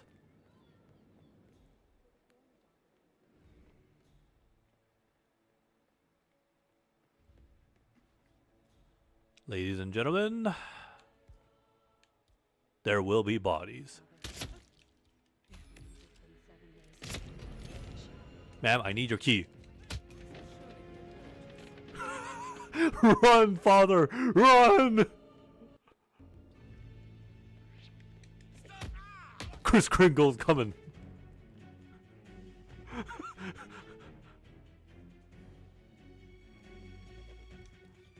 Oh wait, who are the other targets? Somebody by the square beach. Oh, that's perfect.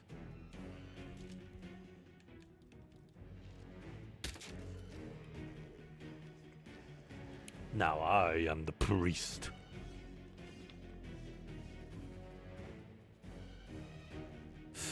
Actually, I just had an idea.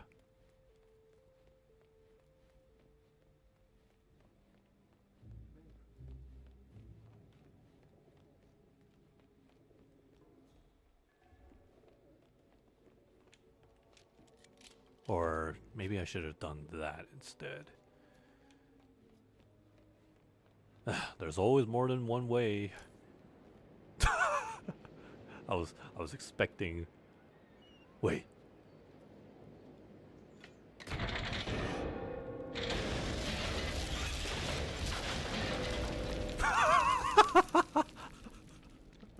Okay, they're dead. And you are next. Which one is it? The lady in pink.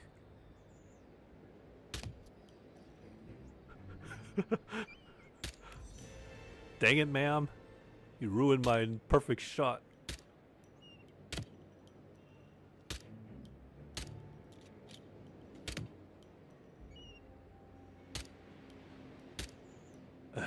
Come on. There we go. Oh, I can imagine the mess down there. Oh, man. Oh, no. I guess that explains why there's a crowbar there.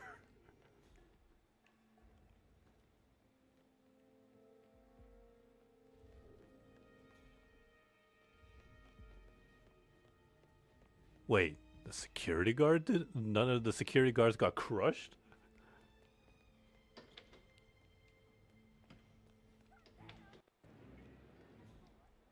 Anyways.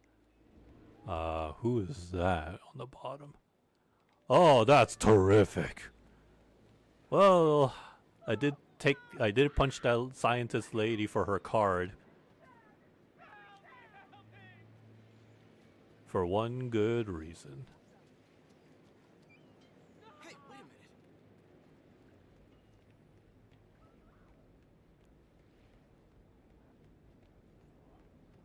Worse, my partner being angry or the boss?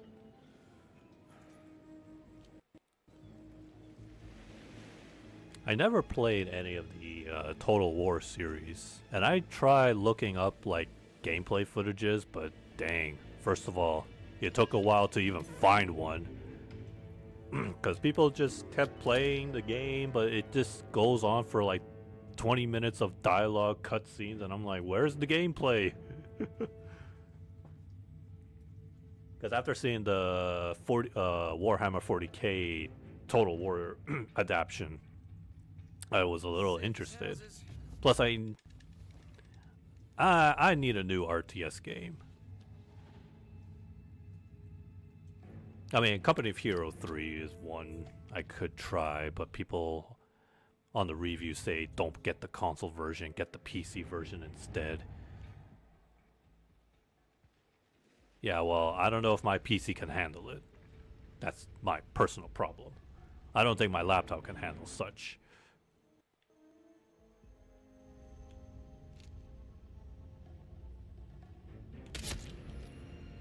Syndicate member eliminated.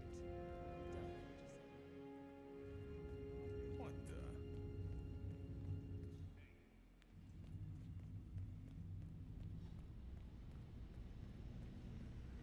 Good evening.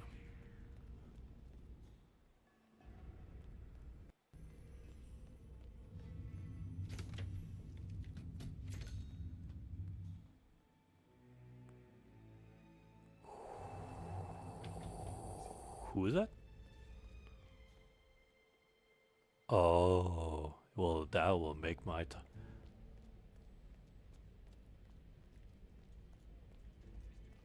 Specifically demanded this bottle today. I can't find it. Hopefully you can't see me while he... Really? I know it was here last week. Okay. There's something creepy about it. Make way. Everybody... Go blind! And then... Well done, 47. This will surely be a blow to the Syndicate. Return to the safe house. What do you mean trespassing? Hey, I'm a staff in this mansion.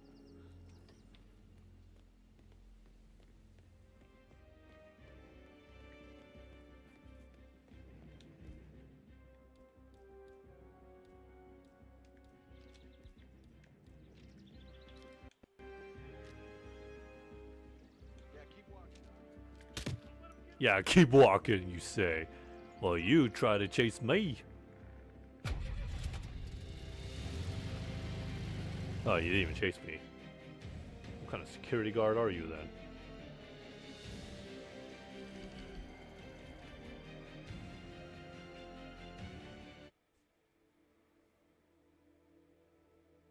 It's really interesting how the new character in ZZZ, I don't know how to pronounce her name, but she has like a shorter name, Xiao. How do those ears work?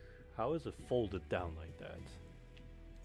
You see a lot of anime characters that have like hairstyles like that, but it's usually just hair, but for her it's an ear.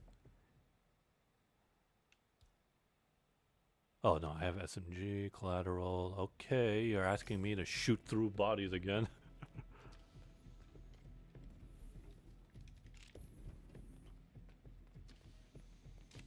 I'm still interested in seeing how the story unfolds.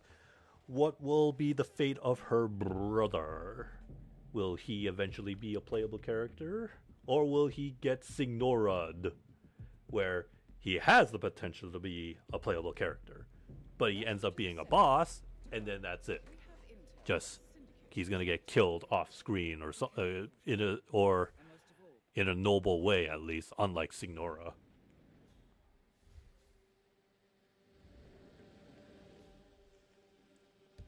All right, where am I looking at?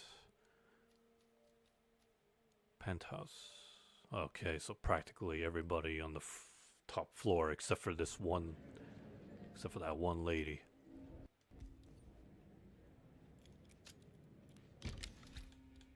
Ho ho ho, here I come. VIP down. I repeat, VIP down.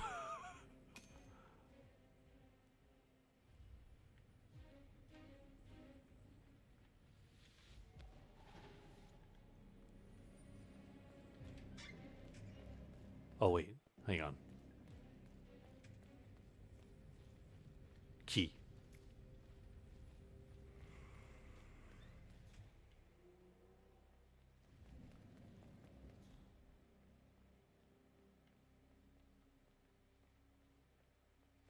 Oh yeah, I saw a post from Microsoft. They had some kind of like football event happening, and then I saw pictures of Master Chief at the stadium, and then giving out the trophy.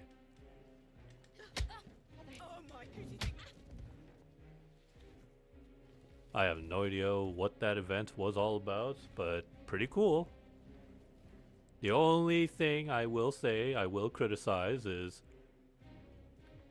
they couldn't even get Master Chief's armor color right. It was like multiplayer. It's like the same color as the Halo 3 lime green color. Syndicate member eliminated. Well done.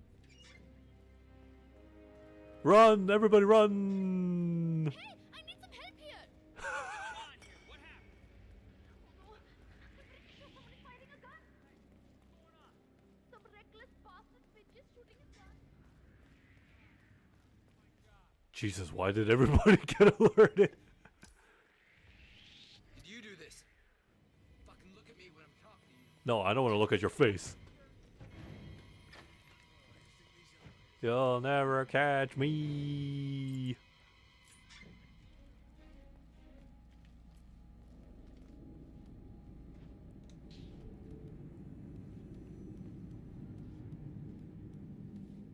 All right.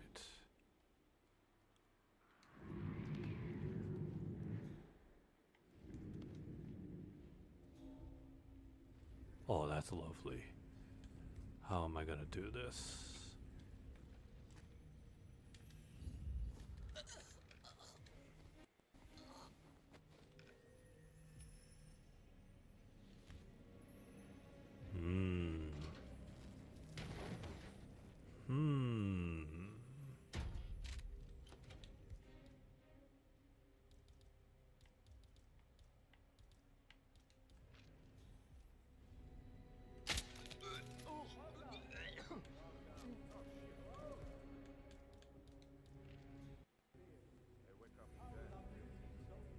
Just wait a moment.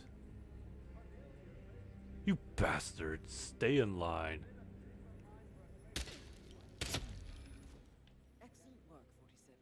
You've spread fear within the Syndicate. Are you all right?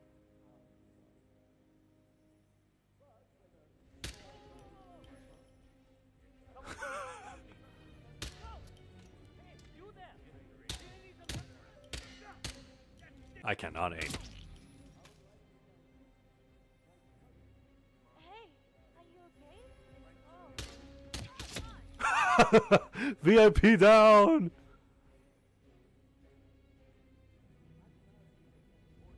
Man, what are you doing? You gotta run.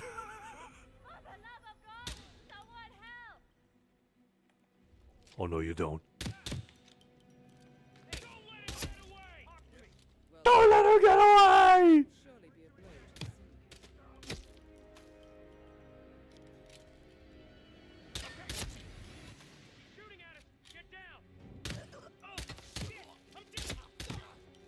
Uh-oh, behind me.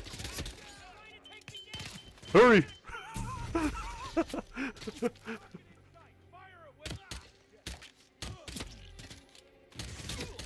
Ow. He shot me through the window. They know how to shoot through windows.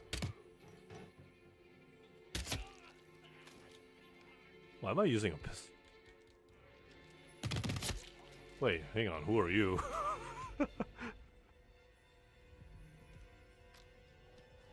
And nobody will believe you.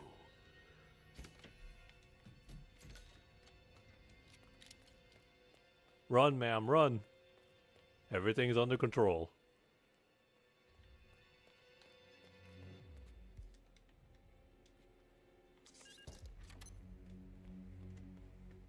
It's funny how sometimes all it takes is just one disguise to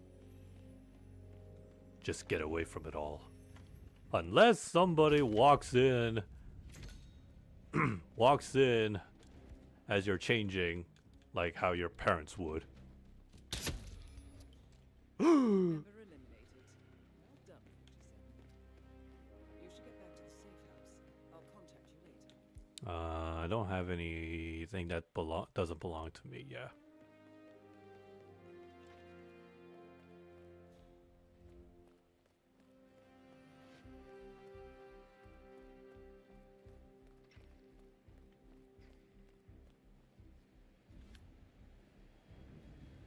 I can target somebody down there? Well, forget that.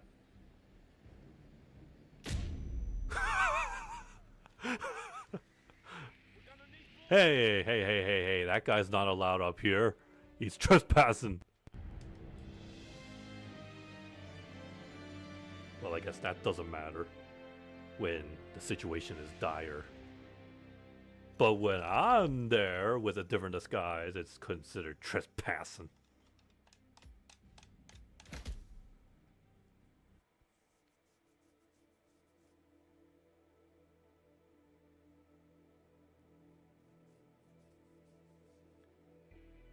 Impressive work you did back there.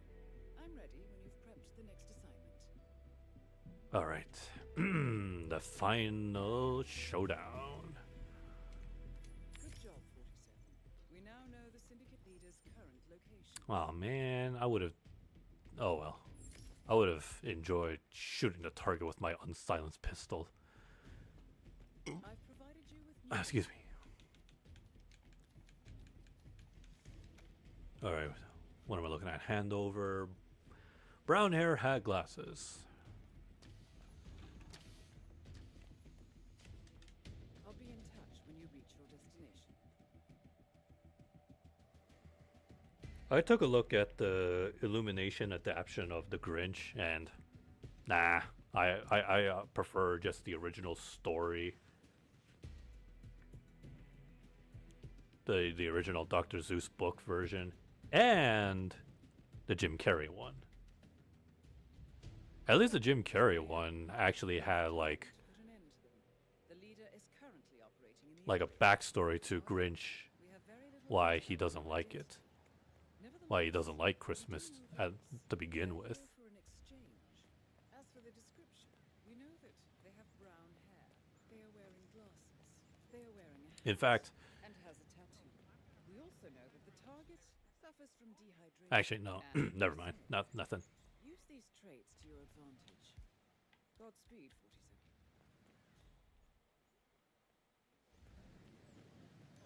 47. Ooh, looks like we already have one. Let's follow him. Let's see. What's the trait? Smoker and dehydrated. If he pops up one of these tells, I'm poisoning him. To confirm.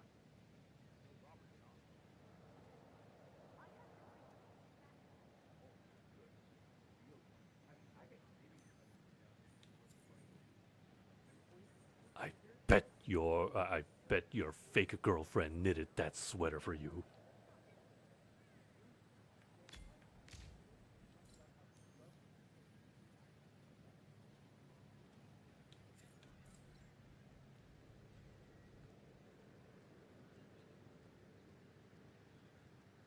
Alright, nope, not him. You're clean. For now. No, not her. I think she has black hair, right? Yeah.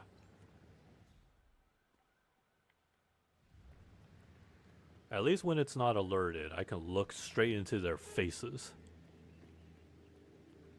Otherwise, I would need a disguise. Oh, hello. I swear to God, she kind of... If you give her the pink hat, magenta hat, she would almost look like Meg Griffin. And I'd be fine with that, because I will welcome to put one in your forehead.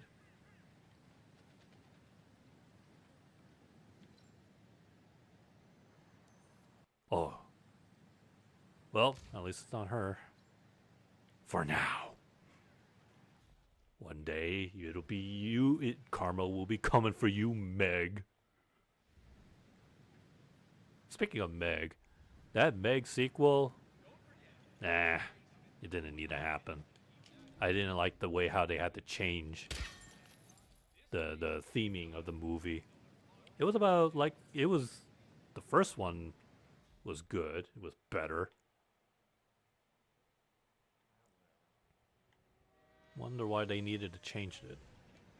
Did they get a different director? Is that why?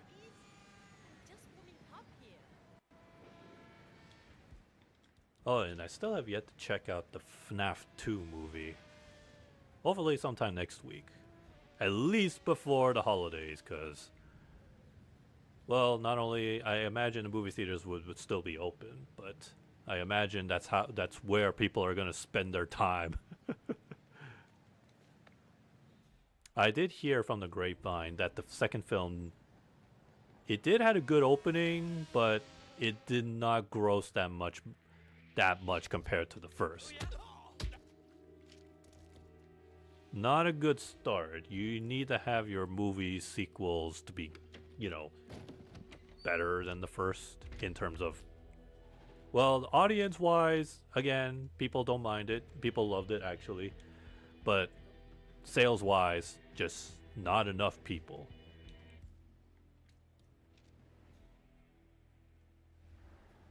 I'm still curious to hear what MatPat sounds like, since he voices Toy Bonnie.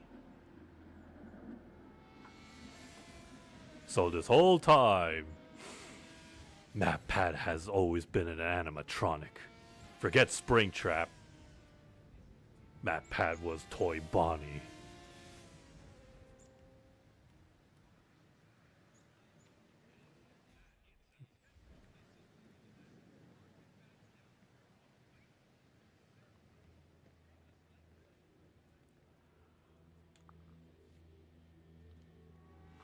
Okay, let's see.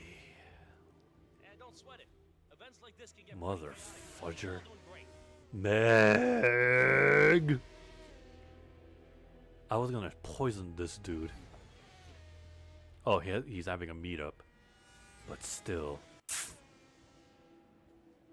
I could have hid in the corner right here and shot the poison dart. Even behind this. Okay then. I would explode them right now, but I want to poison. But this. Oh shoot, I don't even have the explosives. I forgot the rubber ducky. Unless one of them is packing an explosive. Let's see. What the f... It's a freaking lookout.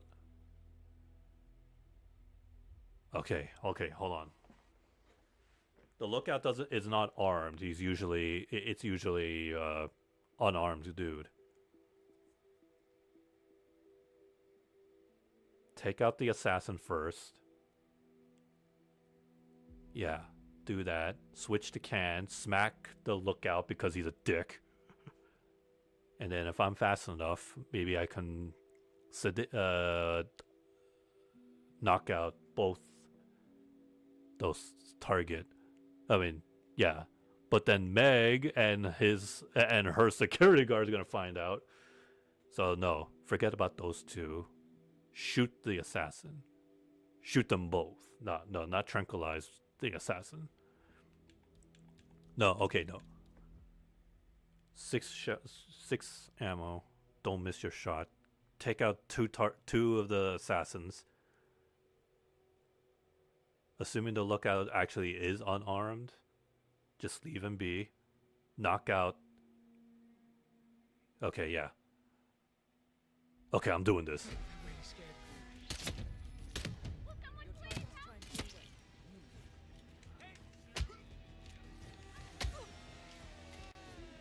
Okay. Ah! They're fast!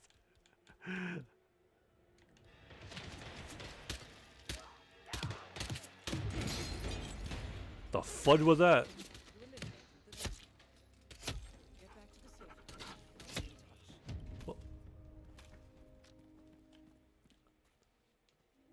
Did they shoot the explosive? Dude, they could have blown me up too if I was anywhere near that.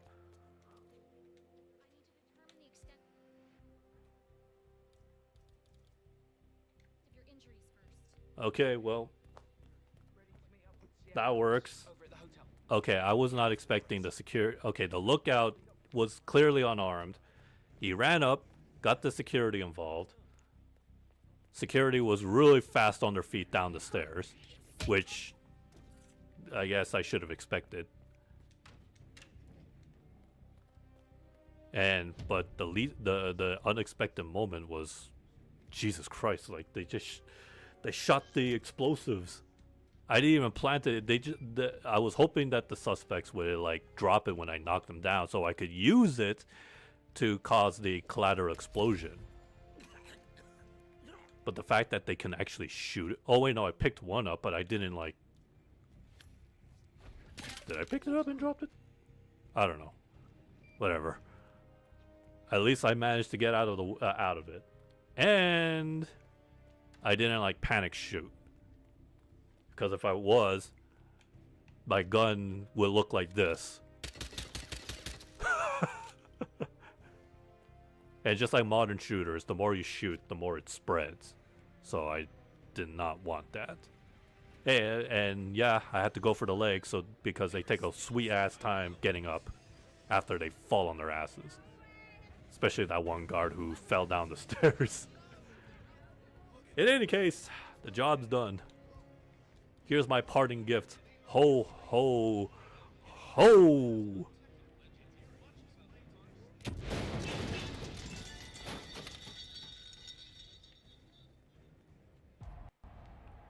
And I didn't... Oh, wait, no, I did change this, guys. Satisfied.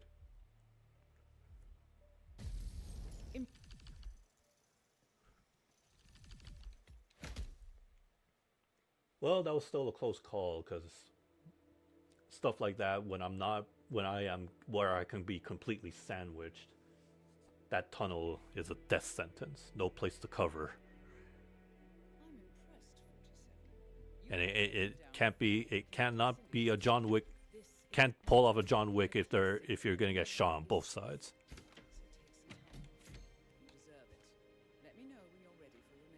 Whew.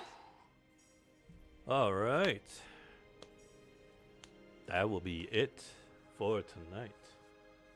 Holy shit, it's already 8 o'clock. 4 hours, perfect timing though.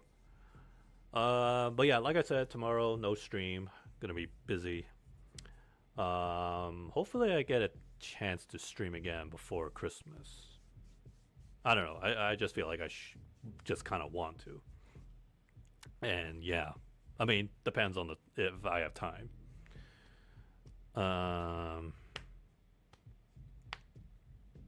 But yeah. So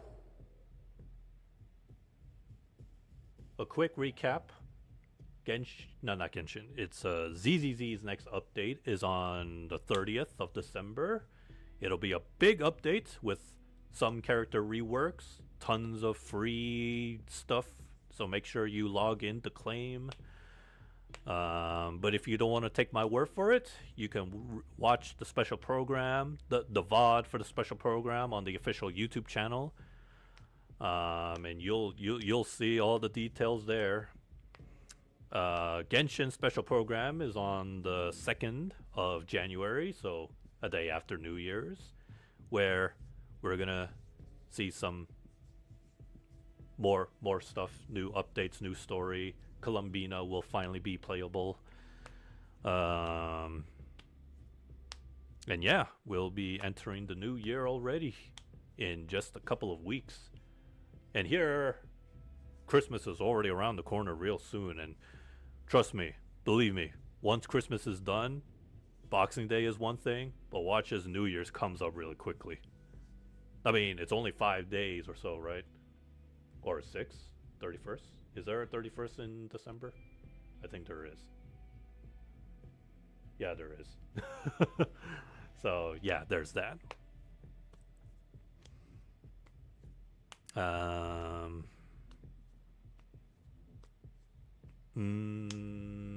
Anything else? No, I think that's that. Yeah. So, with that, I will then see you guys in the next stream. You folks have a good day and a good night. See you, folks.